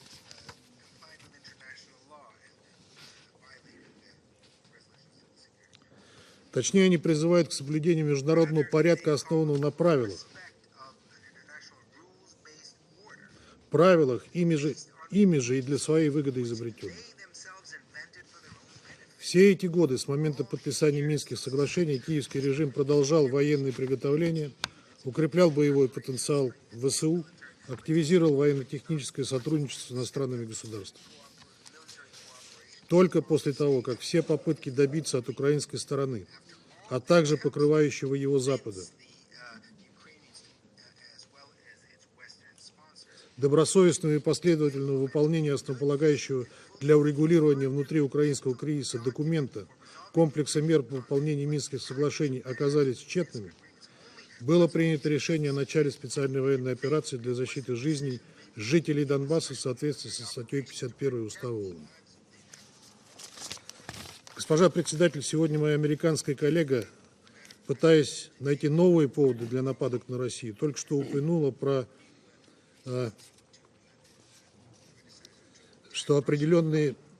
про осужденного за реальное уголовное преступление Алексея Навального, умершего в тюрьме по естественным причинам. А можете ли вы ответить, за что киевский режим замучил до смерти американского журналиста Гонсало Лиру, для спасения которого ни вы, ни ваши руководители не сделали ничего? Вы стыдливо умалчиваете об этом и других преступлений киевского режима, предпочитая валить с больной головы на здоровую. Уважаемые коллеги, любой конфликт рано или поздно заканчивается. То же самое, мы уверены, ожидает и конфликт на Украине. Безусловно, чем дольше он затягивается, из-за западной подпитки Киева, тем более невыгодными будут условия мира для Украины. В перспективе принципиальное значение приобретет то, какие выводы для себя сделает Западный блок. Будет ли он с самоубийственным упорством навязывать остальному миру свой однобокий порядок, основанный на правилах, пытаться разделить мир на сателлитов и врагов, либо все же включиться в осмысленный диалог по поиску способов выстраивания подлинно справедливого миропорядка, где будут гарантированы интересы всех государств. Пока приходится с сожалением констатировать, что Европу охватила стратегическая слепота. Она видит архитектуру евроатлантической безопасности через прицел, сама себе нагнетая страхи о российской угрозе, от которой ей надо обороняться, отказывая при этом России в ее законных оборонительных интересах. Это бесперспективный и ущербный подход, подрывающий базовые принципы неделимости безопасности. Вы нагнетаете смехотворные страхи о якобы предстоящей агрессии России против европейских стран.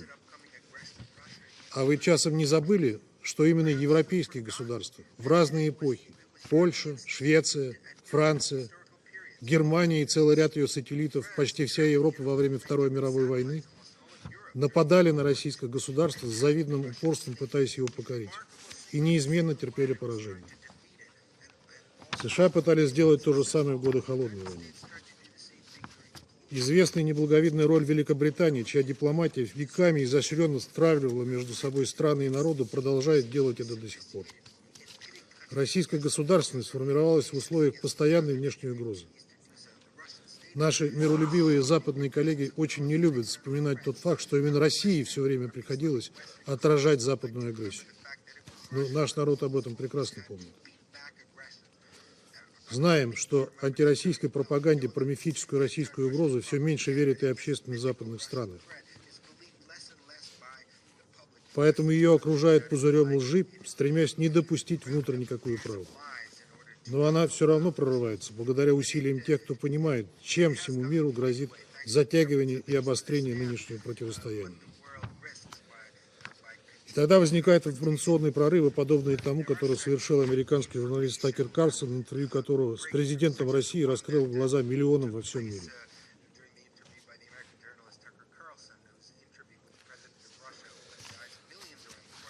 За горизонтом текущего момента все более важной становится дискуссия о справедливой и неделимой системе евроатлантической безопасности.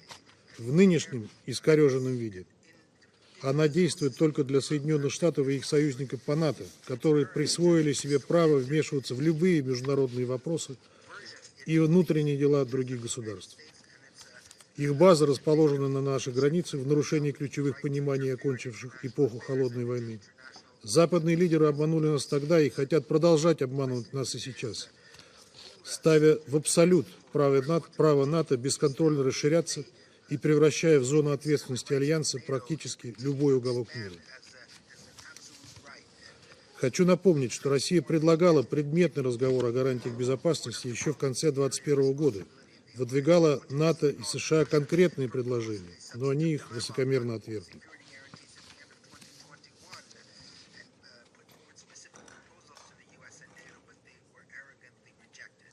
Итогом стал новый горячий конфликт в Европе. Запад просто не оставил нам выбора, мы просто были обязаны защитить своих людей и свое будущее. При этом мы никогда не отказывались от переговоров, их сам себе запретил киевский режим. Хочу подчеркнуть, сохранить Украину в каком-то виде пока еще возможно. Но это должна быть мирная, нейтральная Украина, в которой нет дискриминации и русофобии, и в которой не героизируются нацистские преступники, и от которой не исходит угроза России. Именно на достижение этих целей направлена наша специальная военная операция. Поэтому выбор за коллективным Западом, потребуется ли нам для этого воевать до конца, как мы это умеем делать, или же в Вашингтоне, Лондоне и Брюсселе все-таки возобладает здравый смысл, и хотя бы что-то от Украины они попытаются спасти. Благодарю вас. I thank the representative of the Russian Federation for his statement, and I give the floor to the representative of China. 谢谢主席女士。主席女士，我感谢古特雷斯秘书长刚才所做的通报。乌克兰危机延宕至今，呈现长期化、复杂化、扩大化的态势。这场本可以避免的悲剧，发展到了今天的地步，令人痛惜，也值得深刻反思。国际社会应共同努力，积极寻求公正合理方案，推动危机政治解决，让和平早日降临。第一，要始终致力于政治解决问题。乌克兰危机已经造成不可估量的损失，当前最紧迫的是停火止战，启动和谈，恢复和平。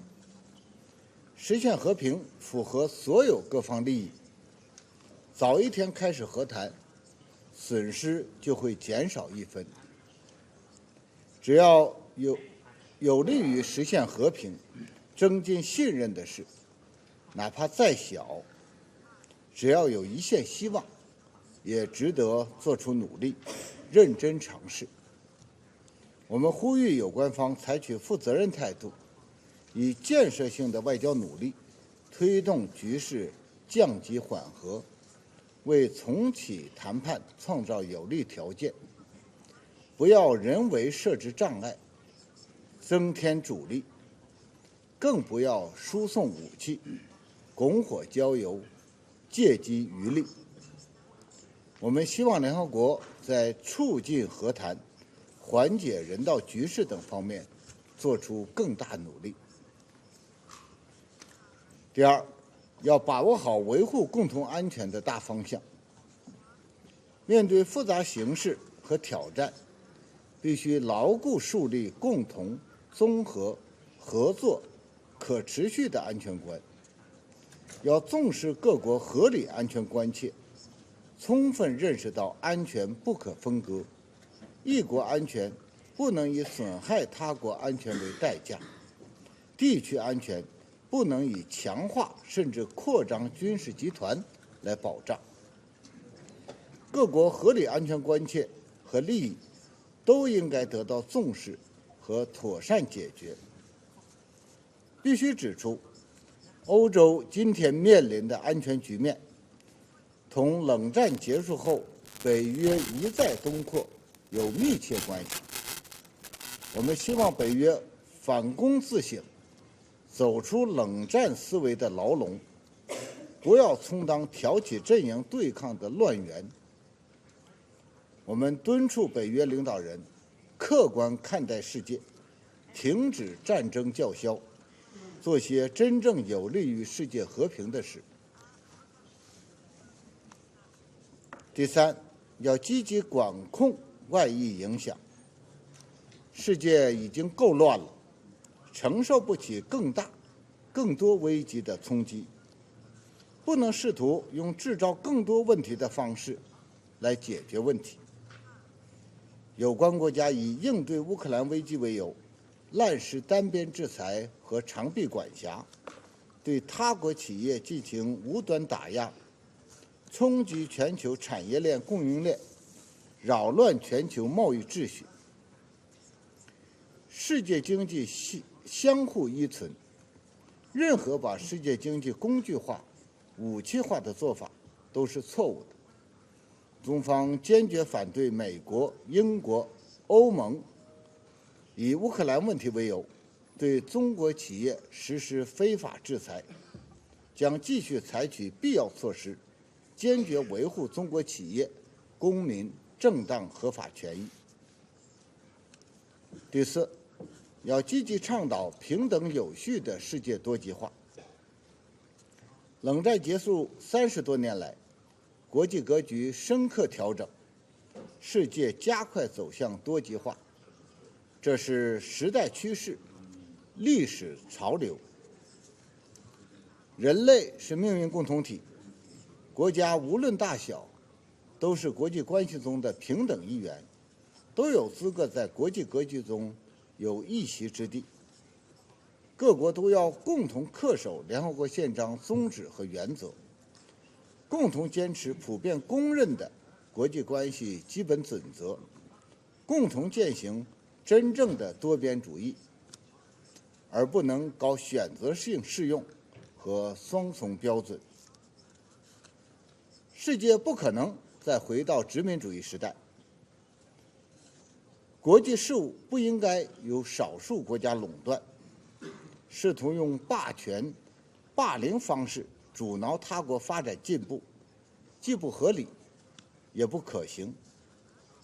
大国对世界和平安全承担着特殊责任，必须以负责任方式处理相互关系，切实管控分歧，寻求合作共赢。主席女士，中国不是乌克兰危机的制造者，也不是当事方。我们没有隔岸观火，更没有借机谋利。在乌克兰问题上，中方始终主张，各国主权、领土完整都应该得到尊重，联合国宪章宗旨和原则都应该得到遵守，各国合理安全关切都应该得到重视，一切有利于和平解决危机的努力都应该得到支持。中方将继续为推动乌克兰问题政治解决发挥建设性作用，做出不懈努力。谢谢主席。I thank the representative of China for his statement, and I now give the floor to the representative of Ecuador. Gracias, señora presidenta. Empiezo por agradecer al secretario general por su intervención y sus incansables esfuerzos por la paz. Reconozco la presencia de las altas autoridades que han estado presentes en esta Cámara. Han pasado exactamente 729 días desde que inició la agresión militar rusa a Ucrania, en clara violación de la Carta de las Naciones Unidas y del derecho internacional. El Ecuador recuerda con pesar la sesión de emergencia mantenida por este órgano la noche del 23 de febrero de 2022, pues en la misma se confirmarían las acciones injustificables que atentaron contra la soberanía y la integridad territorial de Ucrania. En estos 2 años hemos sido testigos de la devastación que el conflicto ha infligido al pueblo ucraniano, junto con sus repercusiones negativas en el ámbito global. Ha perturbado economías, comprometido la seguridad energética y agravado la inseguridad alimentaria a nivel mundial. La tierra fértil, que durante siglos ha nutrido a millones de personas alrededor del planeta, hoy se encuentra asolada por la contaminación, los bombardeos y las minas.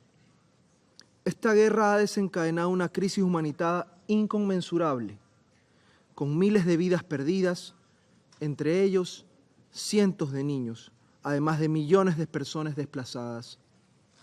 A esto se suman los daños devastadores en infraestructura crítica, energética, residencial, sanitaria, educativa, productiva, religiosa y cultural en Ucrania. Los ataques en zonas pobladas representan una de las facetas más trágicas y condenables del conflicto.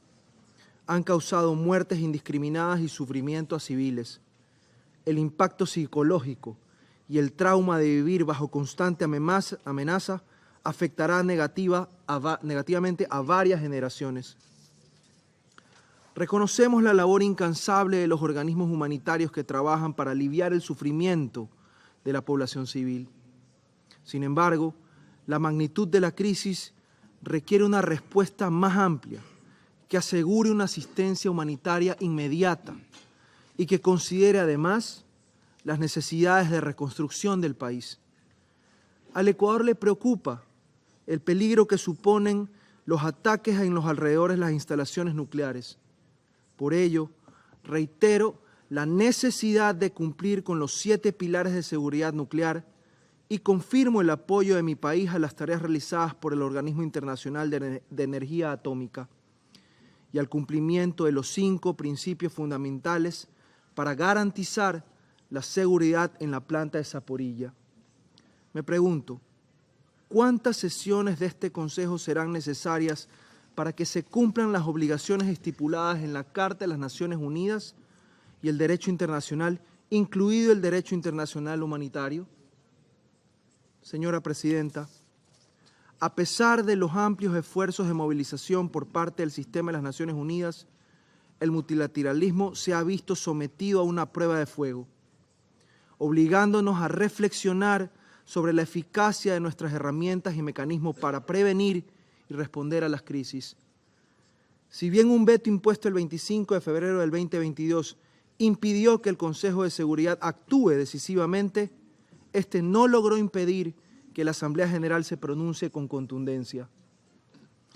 En el marco del 11º periodo extraordinario de sesiones de emergencia, esa Asamblea adoptó 6 resoluciones que, entre otras cosas, reafirmaron su compromiso con la soberanía e integridad territorial de Ucrania, pidieron un cese a las hostilidades y reiteraron la existencia que la Federación Rusa retire de inmediato, por completo y sin condiciones, todas sus fuerzas militares del territorio de Ucrania.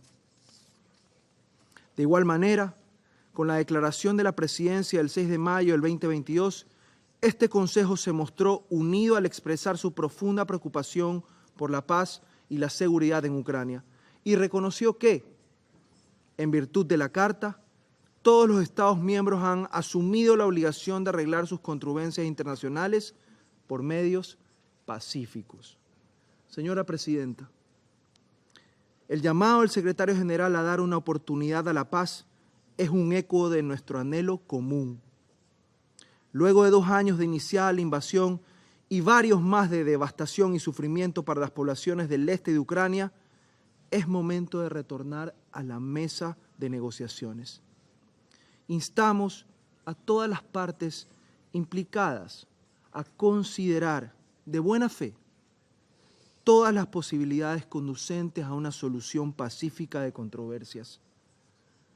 Transitamos tiempos de incertidumbre, donde las tensiones geopolíticas se agudizan en diversos puntos del globo.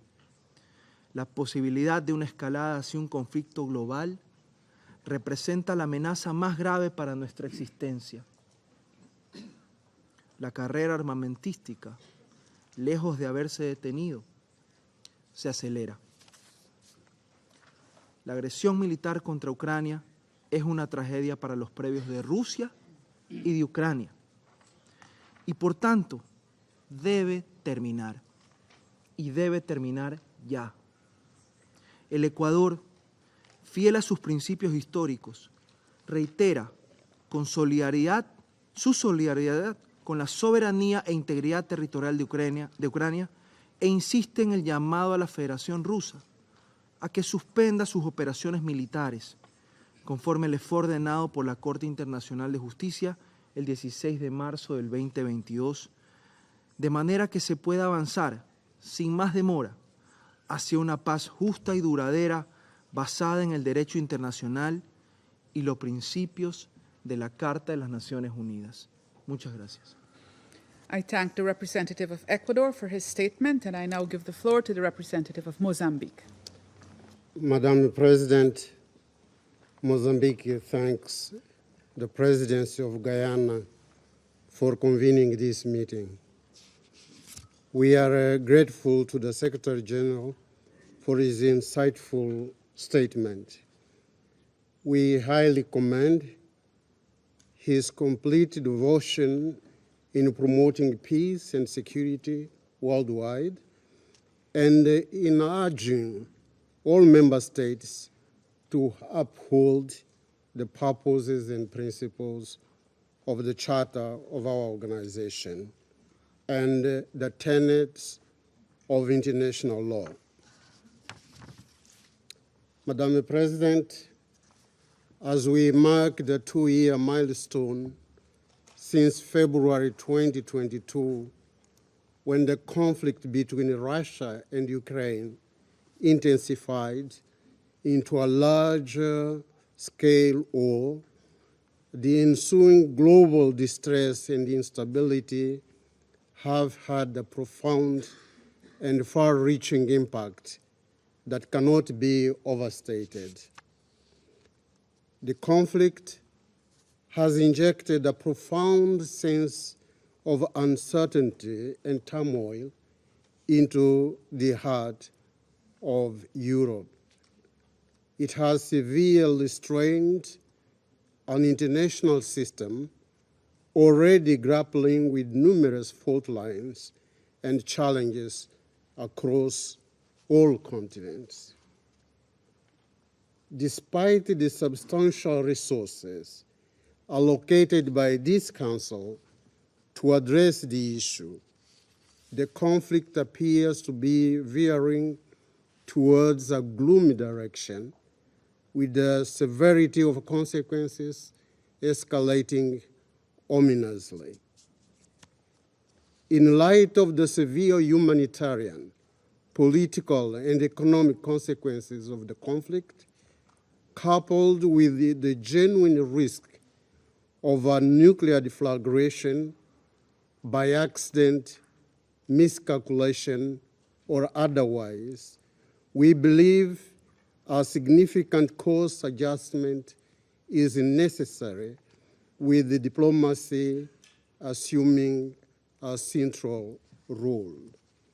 It is our understanding that for diplomacy to bear fruit, all parties must overcome the limitations of the current approach based solely on confrontation and use of force.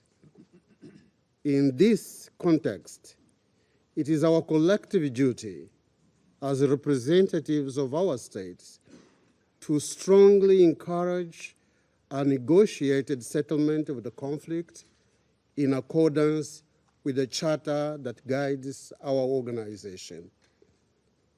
as we navigate through bloody conflicts in Africa, Middle East, and Asia, it is crucial that we bear in mind the interconnected nature of global peace and security.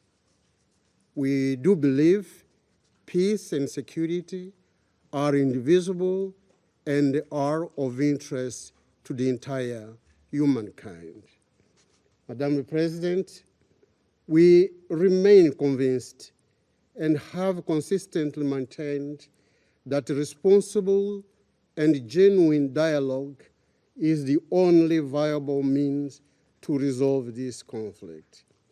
Against this background, Mozambique firmly advocates a political and negotiated solution as the most viable way to end the conflict. This is the solid path for a lasting and sustainable peace between the two sister countries and the two neighboring countries. To achieve this, we urge the parties to cease hostilities without delay, to resume direct negotiations without preconditions, and engage in dialogue in good faith. The cause of peace compels us that we encourage the parties to return to the negotiating table and embrace the imperfections of a compromise in the name of peace and security in Ukraine, in Europe, and in the world. Mozambique will always support every effort towards silencing the guns in Ukraine. I thank you, Madam President. I thank the representative of Mozambique for his statement, and I now give the floor to the representative of Algeria. Thank you, Madam President. Thank you for convening this meeting. My thanks go also to the Secretary General, Mr. Antonio Guterres, for his insightful briefing. 2 years have passed since the crisis in Ukraine started, and hopes of reaching sustaining peace remain unattainable. The continuing deterioration of the humanitarian situation and the impact of the ongoing hostilities on civilians are a source of serious concern for Algeria, who had very friendly relations with both countries. The loss of civilian lives, the suffering of refugees and internally displaced persons caused by this conflict are profoundly worrying. Critical infrastructure, such as energy facilities and agri-food system, were heavily impacted, with significant consequences felt worldwide, notably in Africa and developing countries. In the face of these challenges, the Council, whose primary responsibility is the maintenance of international peace and security, failed to pave the way for any consensual way out to the crisis. From day one at this Council, we have repeatedly expressed our concern about all the violations of international law, including international humanitarian law.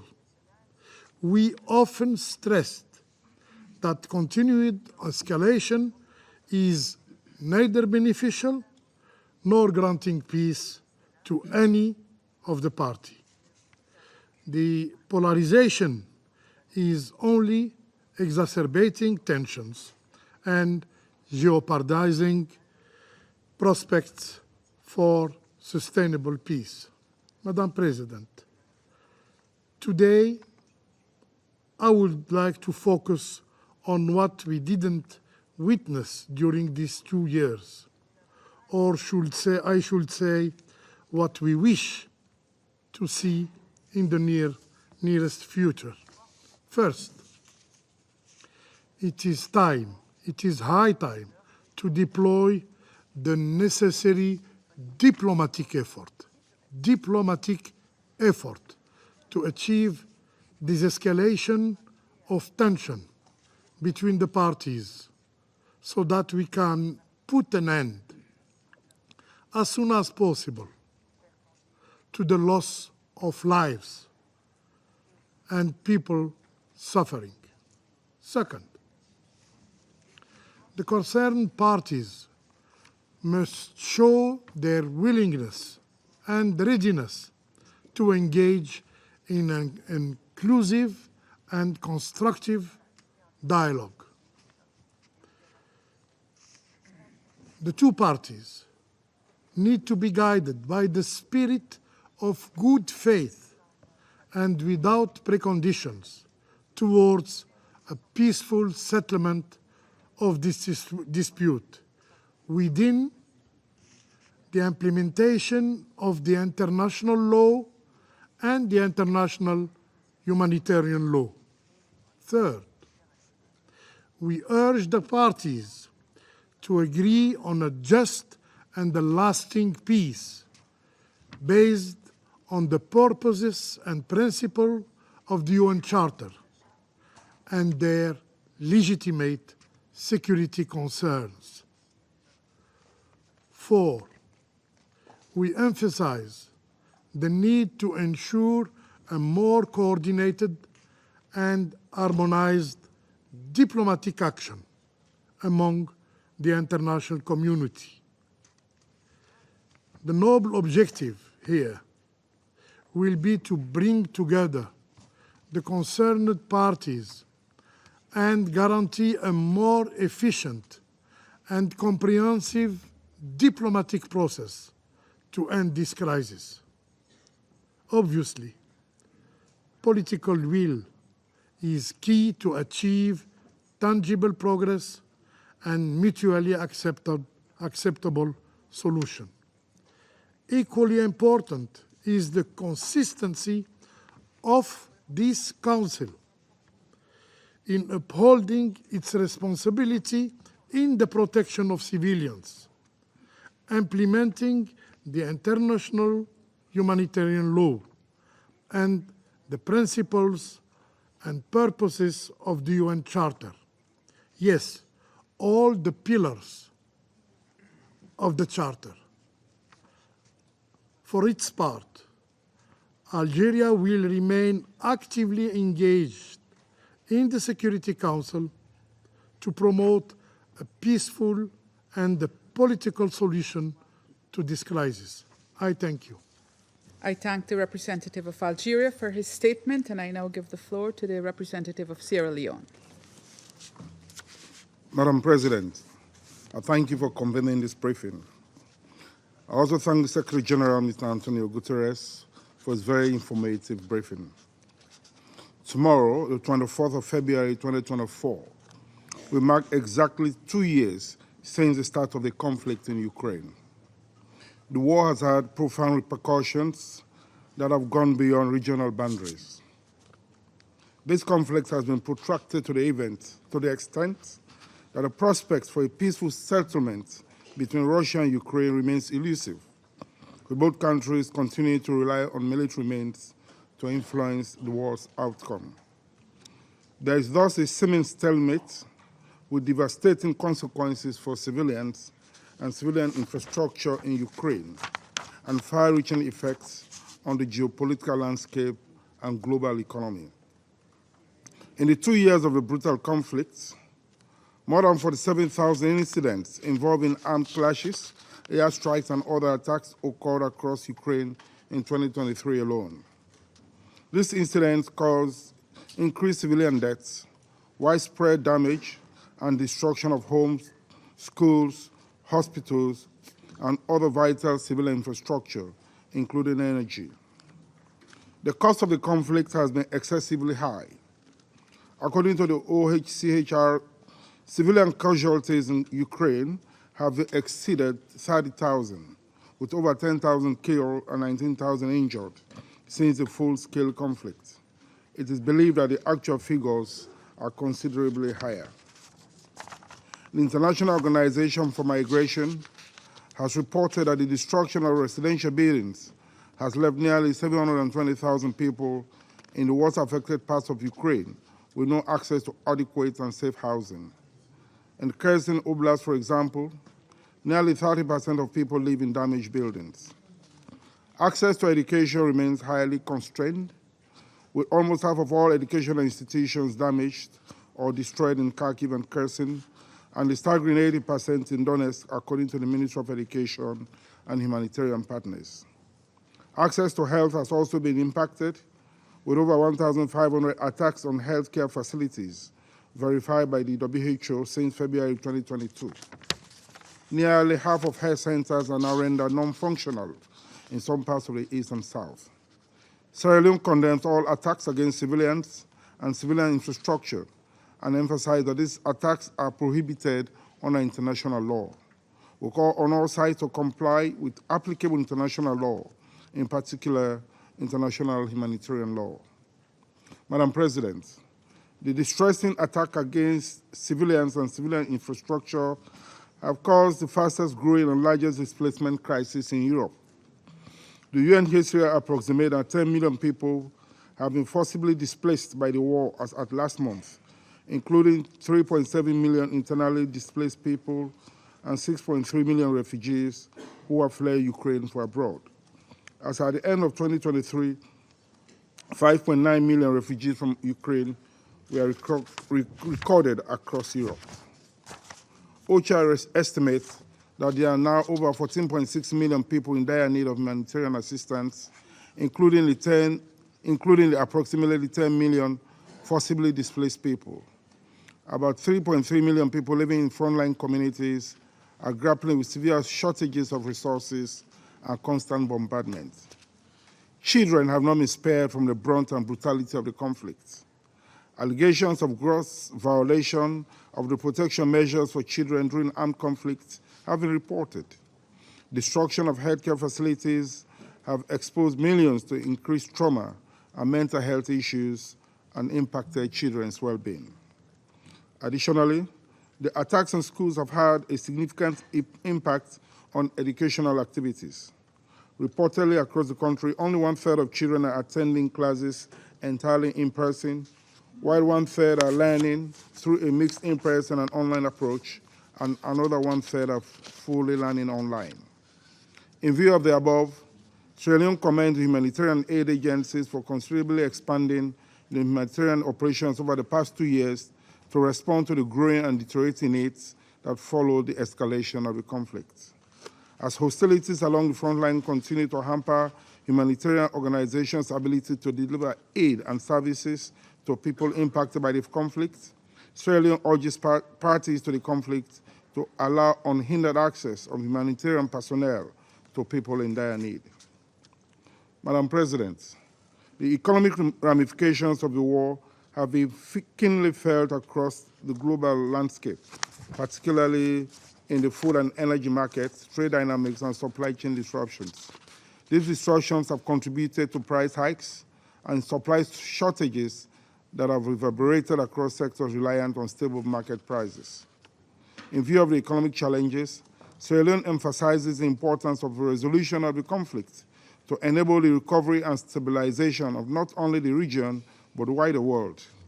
By supporting efforts to stabilize energy markets, restore trade networks, and provide economic assistance to affected populations, we can mitigate the economic impact of the conflict and pave the way for sustainable economic growth and development in the region and beyond.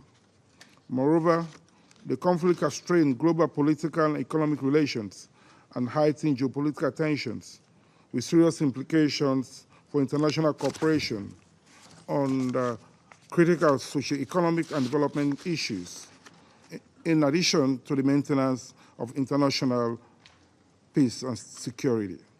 The erosion of trust and cooperation between nations has also exacerbated critical global issues such as arms control, nuclear proliferation, cybersecurity, and trade agreements, posing additional challenges for the maintenance of international peace and security.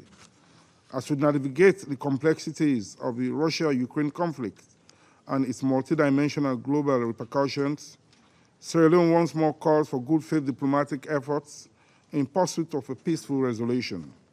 Meaningful steps must be taken towards immediate cessation of the hostilities and parties to the conflict to engage constructively, including on their legitimate concerns, to find a political and diplomatic solution as envisaged in Article 33 of the UN Charter. Let me close, Madam President, by noting that based on our unwavering principled view on the sacrosanct nature of the UN Charter, principles of respect for the sovereignty and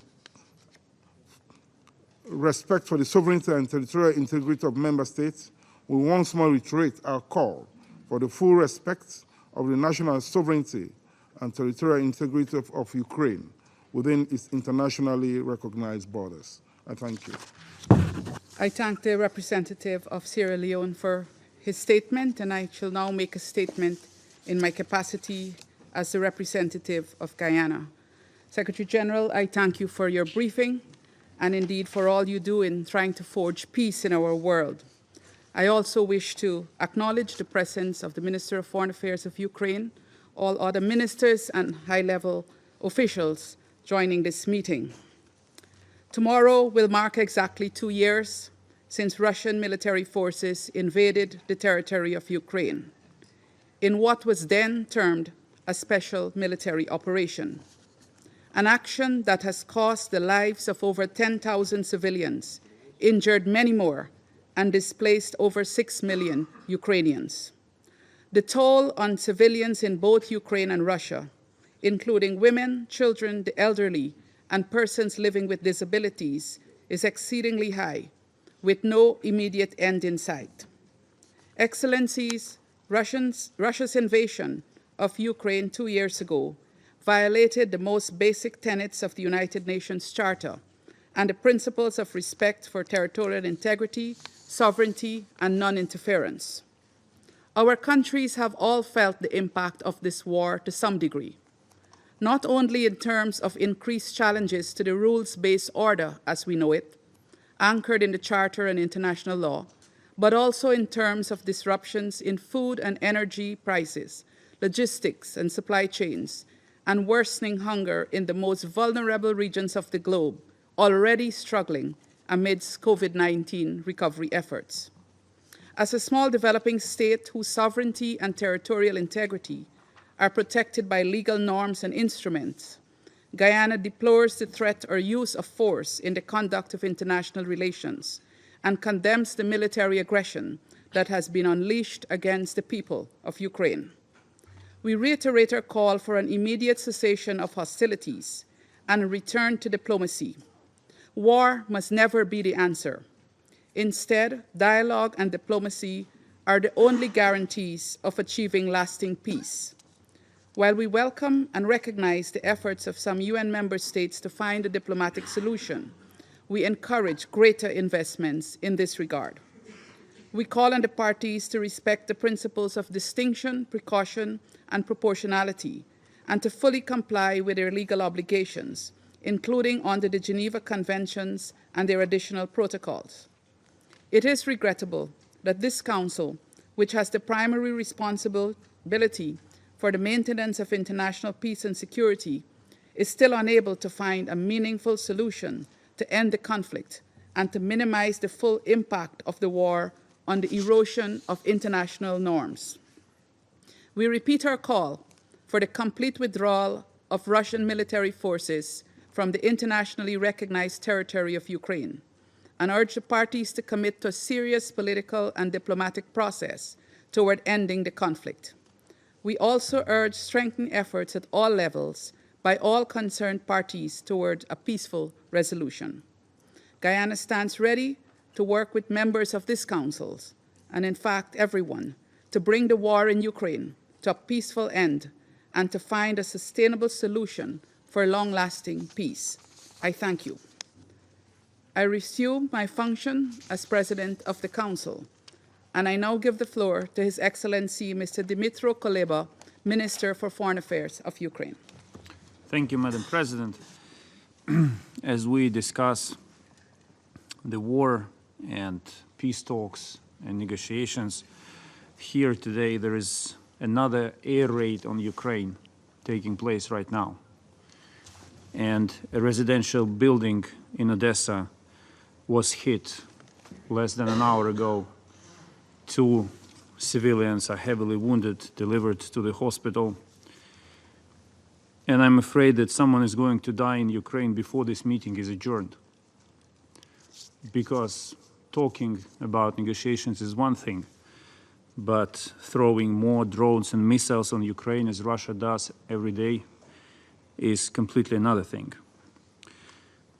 But first of all, allow me to thank Secretary General for his attendance and his briefing.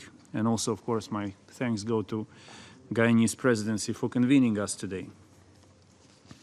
2 years since Russia started its full-scale military invasion, 10 years since it started its aggression by attempting to annex Ukrainian Crimea and launching war in the Donetsk and Lugansk regions. Today, Russia's name is synonymous with aggression, war, crimes, and barbarism. Its ugly face is the direct result of its impunity, stemming first and foremost from its presence in this chamber's seat. This is the seat of the Soviet Union, a state that does not exist anymore, and it has never been legally transferred to the Russian Federation. This is an example of how a small fraud led to a global catastrophe. We continue to insist that Russia has no legal right to be present at this table, and the future reform should correct this historic mistake that led to deadly consequences. Putin's regime, which has been in place for around 24 years now, has already ruined millions of lives. During this time, Moscow launched or joined at least 3 major wars in Georgia, Ukraine, and Syria, which is approximately 1 war every 8 years. It also stands behind the attempted coup in Montenegro and destabilizing efforts in the Sahel region. And the scariest thing is that we must now focus not only on the lives already taken by Russia, but also on the lives that it is prepared to take in the future. Russia acted every time this council failed to act. For every word uttered in this room, Russia took a real human life. And it's happening right now. It continues to happen. And it is only through our resolute and joint actions that we can put the aggressor in its place and restore international peace and security. We do believe in the United Nations and the UN Charter, and we do applaud the tireless efforts of the responsible members of this Council. Colleagues, Russian propaganda is now trumpeting what they call the liberation of Avdiivka. Well, what we see in Avdiivka right now is the liberation à la Russe. Russia fully liberated the city of its people, buildings, and life. It dropped hundreds of guided aerial bombs, each with a warhead weighing 250 or 500 kilograms. Hundreds of bombs, each is carrying 250 or 500 kilograms of explosive. Google and see a hole this bomb leaves when it hits the building, the house, hospital. The streets of Avdiivka are literally covered with the corpses of Russian soldiers killed in the so-called meat assaults. This is not how we call them. This is how they, the Russians themselves, call this barbaric war tactic. They sent their own people into meat assaults. Conquer at any cost. This is their strategy. Russia has paid for the ruins of Avdiivka with the lives of at least 17,000 Russian soldiers since October 2023. This is more casualties in a few months than in 10 years of the Soviet war in Afghanistan.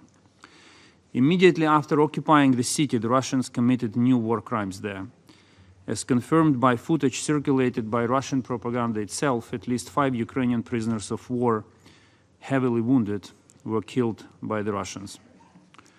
Justice must be served to all victims of Russian crimes, and we continue to work on holding Russia accountable. We categorically reject any Russian attempts to evade responsibility, including by spreading lies about the recent International Court of Justice ruling on January 31st. Our detailed letter outlining Ukraine's position was distributed in the Council a few days ago. There is no more important task for everyone present in this room than to realize that there are other cities outside Ukraine that can become Avdiivka if the Russian imperial conquest is not stopped. On the eve of the invasion 2 years ago, I warned that no nation would be able to sit out the crisis that was about to begin. And this is what happened. So please, to those who did not hear me 2 years ago, hear me today. Either we stop Russia in Ukraine now by expelling the invaders, or we will face a fire in other parts of the world that will claim millions of lives. And when future generations look back at this moment in time and read the records of our meetings, they will wonder why the world failed to act in such an obvious case of one country shattering the entire international peace and security.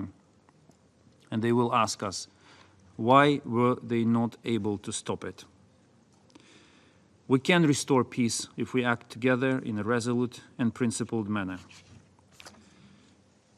But instead of watching Moscow create problems and inviting others to solve them, which is the usual Russian strategy, we must push Russia back, because Russia itself is the problem, the global problem.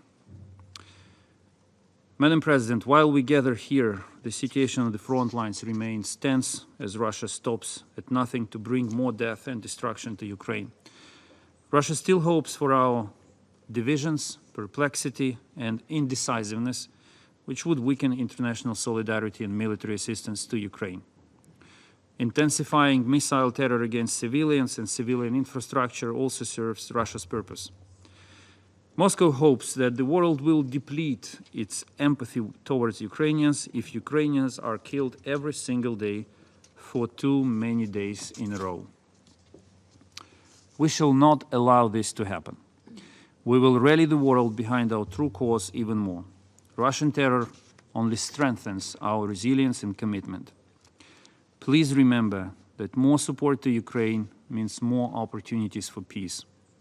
Just and lasting peace based on the UN Charter and peace formula proposed by Ukraine. Ukraine wants peace more than any other nation.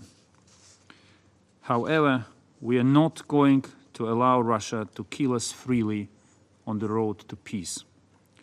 Nor will we ever accept any offer to surrender or to concede our lands and freedoms under the guise of peace.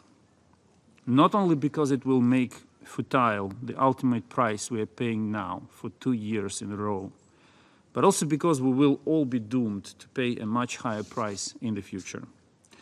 And if you genuinely wish to lower this price and give peace a chance, send us air defense to protect our civilians and ammunition to stop Russian army on our soil. Thank you. I thank His Excellency, Mr. Kuleba, for his statement. I now give the floor to His Excellency, Mr. Xavier Bettel, Deputy Prime Minister and Minister for Foreign Affairs and Foreign Trade, and Minister for Development, Cooperation and Humanitarian Affairs of Luxembourg. Merci Madame la Présidente. Encore une fois, Monsieur Nebensia quitte la salle quand on prend la parole. C'est difficile d'avoir un dialogue. Alors c'est ce qu'il avait demandé ce matin. Nous sommes aujourd'hui ici, et je peux juste de dire qu'il a dit qu'on était tous des fonctionnaires et des bureaucrates. J'ai été élu démocratiquement avec des partis d'opposition qui ont le droit de se présenter. Donc c'est juste aussi important de le rappeler pourquoi on est ici. Aussi 5 minutes pour expliquer pourquoi est-ce qu'on veut parler, tout simplement parce qu'il est important ici dans cette salle de rappeler les valeurs pour lesquelles, après la Deuxième Guerre mondiale, on a dit qu'on voulait construire quelque chose ensemble. Et qu'aujourd'hui, la Russie se trouve si isolée. Et qu'aujourd'hui, à part la Syrie, l'Iran, la Corée du Nord et peut-être la Biélorussie sont les grands supports, je me poserai des questions si ce sont les alliés les plus sûrs pour parler de valeurs démocratiques telles que l'ambassadeur a voulu le faire ce matin en Assemblée générale. La Russie est isolée. Quand on parle de nazis et qu'aujourd'hui l'Ukraine serait remplie de nazis et que la Russie serait presque en train de libérer l'Ukraine des nazis, c'est un affront par rapport aux Russes morts pendant la Deuxième Guerre mondiale qui se sont combattus contre les nazis. De les mettre tout simplement à ce niveau-là, de parler d'héros de la Deuxième Guerre mondiale, oui, mais parler aujourd'hui de vouloir libérer des nazis, je pense que le comportement et les comparaisons, c'est réécrire l'histoire. Permettez-moi juste d'insister aussi sur cette opération militaire spéciale, comme on dit toujours, c'est une opération militaire spéciale. Oui, elle est spéciale parce qu'elle est injustifiée, elle est criminelle, elle est spéciale parce qu'une opération militaire, normalement, a des justifications, et si elle ne l'est pas, c'est pour ça qu'il la qualifie peut-être de spéciale. Mais je dois juste vous dire qu'aujourd'hui, moi je fais partie d'une génération qui n'a pas connu la guerre. J'ai eu un voisin à l'époque qui était l'Allemagne. Aujourd'hui, c'est mon partenaire, c'est mon voisin, c'est mon ami, je construis des choses avec eux. Et que de nos jours, la sécurité des jeunes dépend du voisin. Et j'ai certains pays aussi autour de la table, quand je vois la République de Corée, qui doivent se poser des questions le matin, quand on se réveille, ce que va penser un dictateur dans le nord du pays, ce qu'il va entreprendre. Il est triste pour des générations aujourd'hui de savoir que selon là où on est né, la sécurité n'est pas la même pour les uns ou pour les autres. Je ne parle pas d'autres conflits qu'il y a aujourd'hui qui ne sont pas à l'ordre du jour, mais où aussi on doit réfléchir aux chances que l'on veut donner aux jeunes. Et c'est pour ça que ceux qui n'ont pas encore signé le texte sur la protection des enfants à l'école, je le recommande de le faire, car si on les hypothèque aussi pour l'avenir, je pense qu'ils nous en voudront.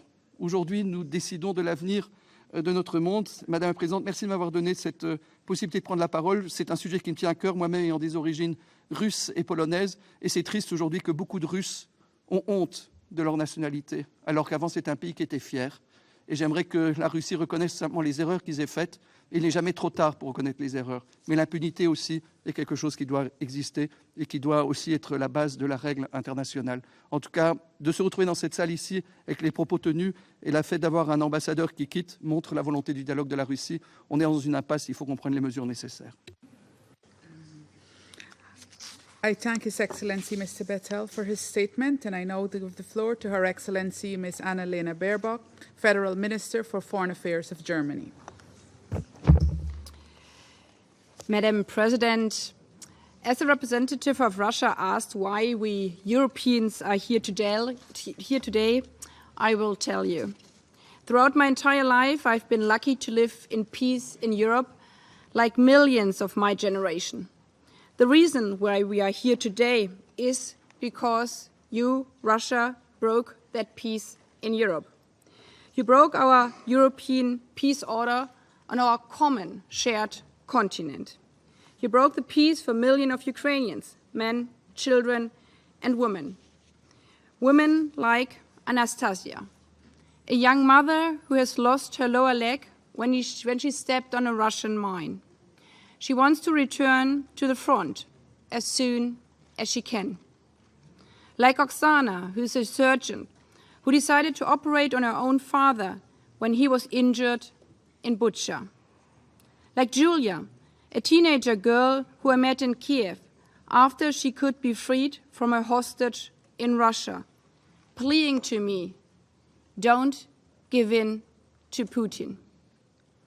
When I think about the ruthless war of aggression that Russia has waged in Ukraine for 2 years now, I think about Anastasia, Oksana, Julia, and the bravery and resilience of millions of Ukrainians who know that if they end their defense of their country, Ukraine ends.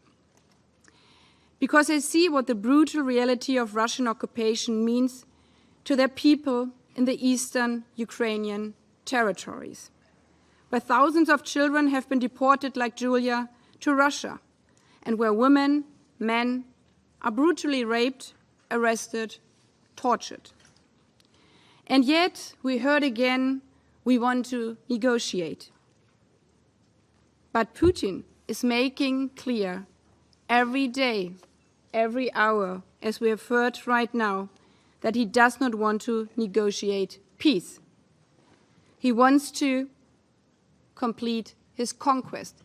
He has said it over and over again. Russia, a permanent member of this Security Council, wants a sovereign state to give up its right to exist. Where would we end up if this principle will prevail? As also the Secretary General has put to price. Which of us would be the next country to be invaded by a ruthless neighbor? Whose children would be next to be abducted? Whose sons to be shot? Whose daughters to be raped? If we were to give in, that would be the end of the Charter, our Charter. Therefore, we will not cease our support for Ukraine. That's why the German government has just signed a bilateral security agreement that offers Ukraine reliable, long-term support. We stand with Ukraine as long as it takes, with men and women like Anastasia, Oksana, Julia, men and women who are defending their peace, our freedom, and our Charter of the United Nations. Thank you. I thank Her Excellency, Ms. Baerbock, for her statement. And I now give the floor to His Excellency, Mr. Radoslav Sikorski, Minister for Foreign Affairs of Poland. Madam President, I associate myself with the words of Minister Kuleba of Ukraine and my colleagues from the European Union. But I am amazed at the tone and the content of the presentation by the Russian ambassador. And I thought I could be useful by correcting the record. Ambassador Nebendia has called Kiev the clients of the West. Actually, Kiev is fighting to be independent of anybody. He calls them a criminal Kiev regime. In fact, Ukraine has a democratically elected government. He calls them Nazis. Well, the president is Jewish, the defense minister is Muslim, and they have no political prisoners. He said that Ukraine was wallowing in corruption. Well, Alexei Navalny documented how honest and full of probity his own country is. He blamed the war on US neocolonialism. In fact, it is Russia that tried to exterminate Ukraine in the 19th century, again under the Bolsheviks, and it's the third attempt. He said that we are prisoners of Russophobia. Phobia means irrational fear. Yet we are being threatened almost every day by the former president of Russia and by Putin propagandists with nuclear annihilation. I put to you that it's not irrational. When Russia threatens us, we trust it. He said that we are denying Russia's security interests. Not true. We've only started rearming ourselves when Russia started invading her neighbors. He even said that Poland attacked Russia during World War II. What is he talking about? It's the Soviet Union that attacked Poland together with Nazi Germany on the 17th of September 1939. They even held a joint victory parade on the 22nd of September. He says that Russia has always only beaten back aggression. What were Russian troops doing at the gates of Warsaw in August 1920? They were on a topographical excursion? No, the truth is that for every time that Russia has been invaded, she has invaded 10 times. He says that this is a perfidious proxy war by the West. My advice is don't fall into the Western trap. Withdraw your troops to the international border and avoid this Western plot. He also says that there was an illegal coup in Ukraine, in Kiev in 2014. Well, I was there. There was no coup. President Yanukovych murdered 100 of his compatriots, and he was removed from office by a democratically elected Ukrainian parliament, including his own party, the Party of Regions. And finally, he is saying that we, the West, are somehow trying to persuade that Russia can never be beaten. Well, Russia didn't win the Crimean War, it didn't win the Russo-Japanese War, it didn't win World War I, it didn't win the Battle of Warsaw, it didn't win in Afghanistan, and it didn't win the Cold War. But there is good news. After each failure, there were reforms. Such demagoguery is unworthy of a member on a permanent basis of the Security Council.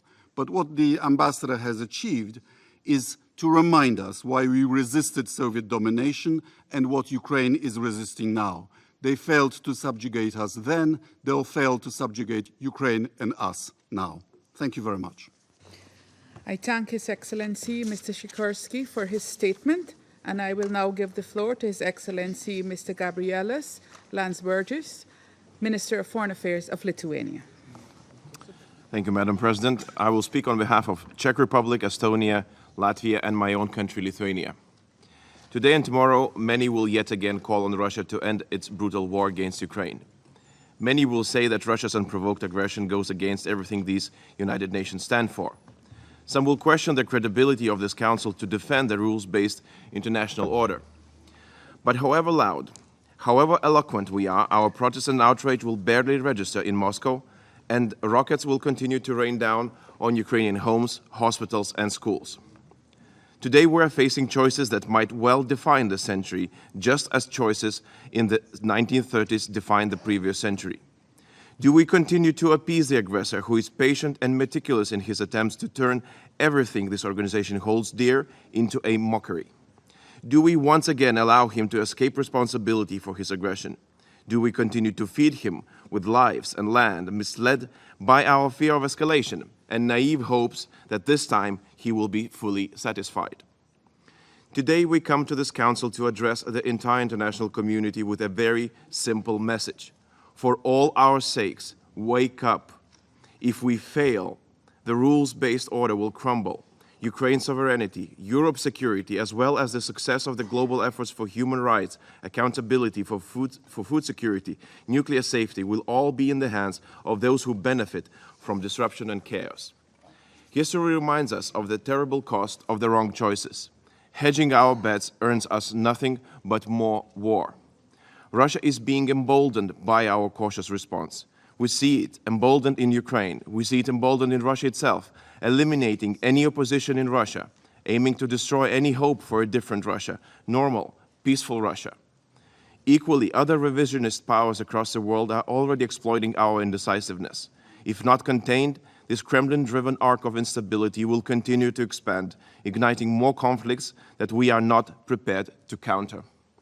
Ukraine may seem far away, and the world's attention is divided, but it is imperative to realize that Russia's aggression against Ukraine ultimately impacts us all.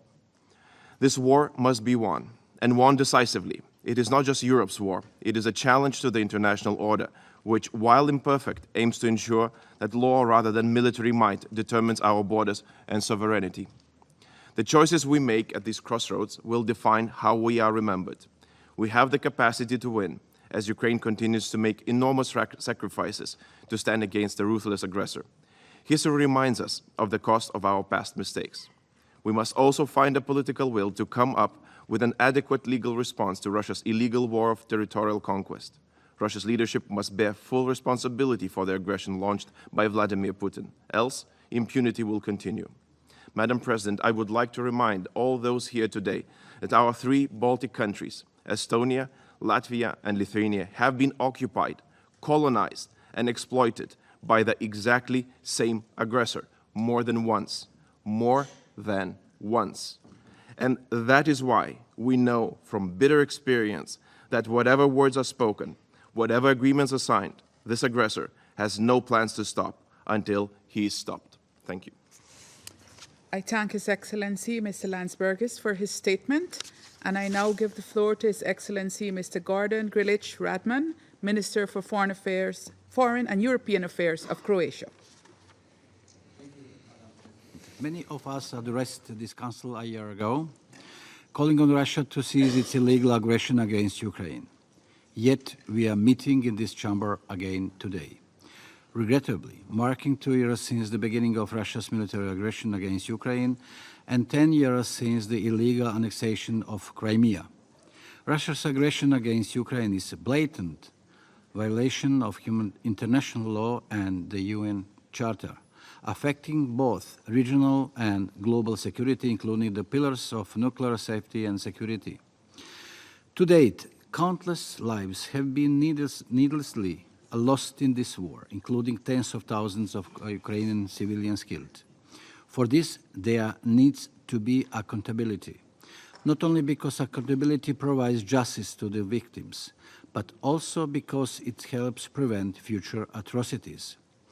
Yet instead of ending this senseless war, Russia is intensifying it. Russia's actions have put entire societies around the world at risk by exposing them to food insecurity and energy shortages. We urge Russia to respect ICJ's preliminary measures, cease all attacks, particularly those affecting civilians and causing damage to civilian infrastructure, and to comply with the resolutions of this chamber and with the values and principles enshrined in the UN Charter.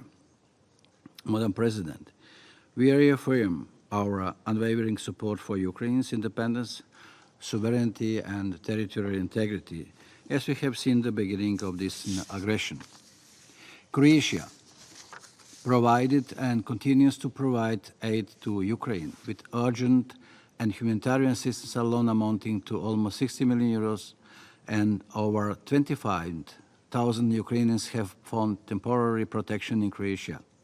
Recognizing from our own experience the costs and threats coming from mine contamination, Croatia hosted in Zagreb the first ever high-level international donors conference on humanitarian demining in Ukraine in October 2023. This conference, co-organized by the governments of Croatia and Ukraine, confirmed support to Ukraine's demining efforts by 34 participating countries, pledging €500 million overall. Finally, Madam President, we call on Russia to withdraw its troops from Ukraine's internationally recognized borders, cease its illegal procurement of arms and ammunition, and uphold its responsibilities as a member of this organization as well as a permanent member of this Council. Thank you. I thank His Excellency Mr. Grilic Radman for his statement, and I now give the floor to Her Excellency Ms. Hanke Bruins-Slot, Minister for Foreign Affairs of the Kingdom of the Netherlands. Thank you, Madam President. I'm here today on behalf of the Group of Friends of Accountability following the aggression against Ukraine, a group of 49 member states and the European Union. We share a strong conviction. We don't accept that might makes right. And so it is with heavy hearts that we continue to witness Russia's unwarranted, unprovoked, and illegal war in Ukraine. Time again, the UN member states have underlined the need for a comprehensive, just, and lasting peace. Yet Russia has turned a deaf ear to these pleas. As firm believers in right over might, we cannot look away. We must do our utmost to hold Russia and those responsible to account for crimes committed in and against Ukraine. We commend the efforts and initiatives already taken so far, such as the ongoing work of the UN Human Rights Monitoring Mission, the Commission of Inquiry established by the Human Rights Council, and SRSG's patents team of experts on the rule of law and sexual violence. We also continue to support the Ukrainian Prosecutor General, the work carried out by the International Criminal Court, the International Center for the Prosecution of the Crime of Aggression, and the Register of Damage for Ukraine.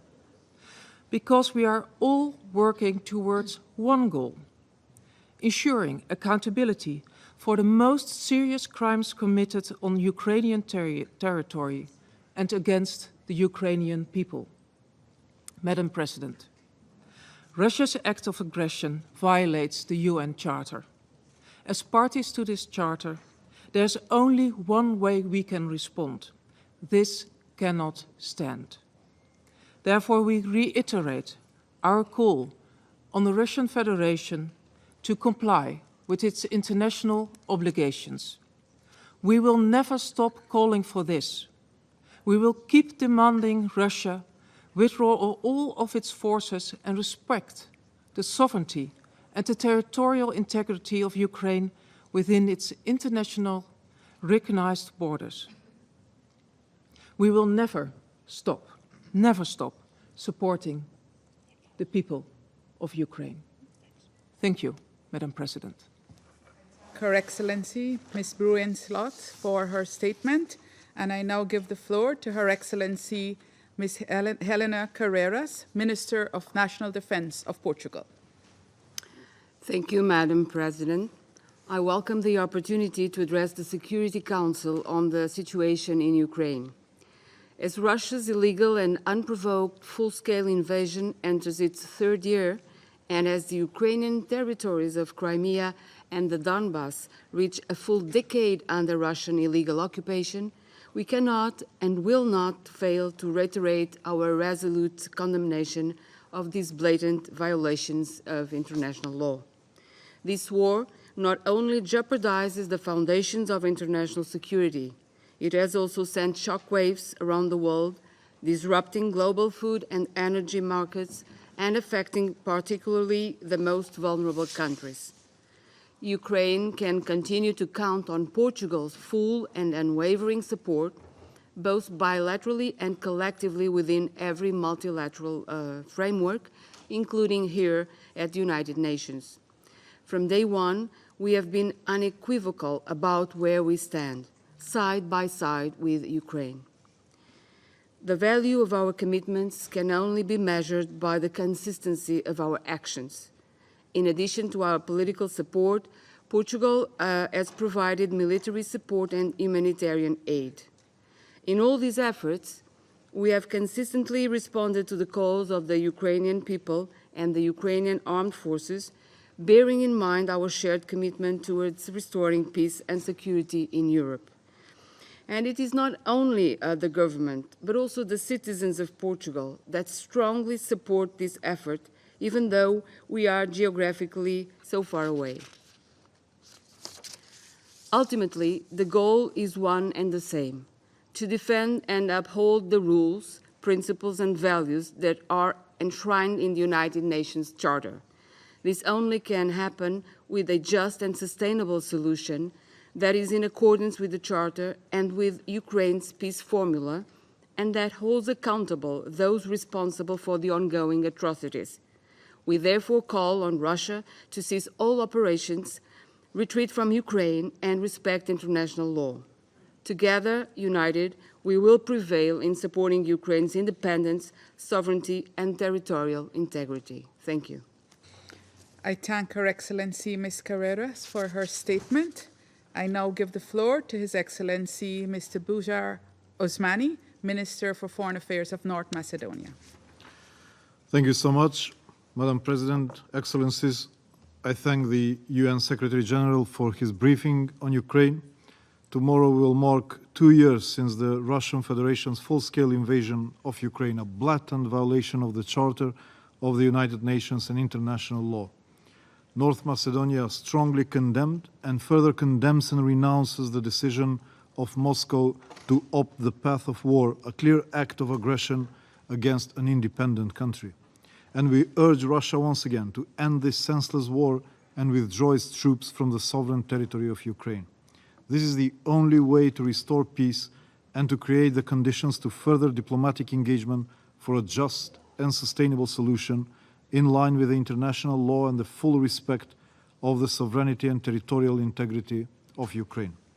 We recall the adoption of last year's important UNGA resolution, and my country joined the other 140 member states in a common endeavor to restore peace, to safeguard the rule-based international order, as well as to reaffirm our firm and unequivocal support for the sovereignty and territorial integrity of Ukraine within its internationally recognized borders as of 1991.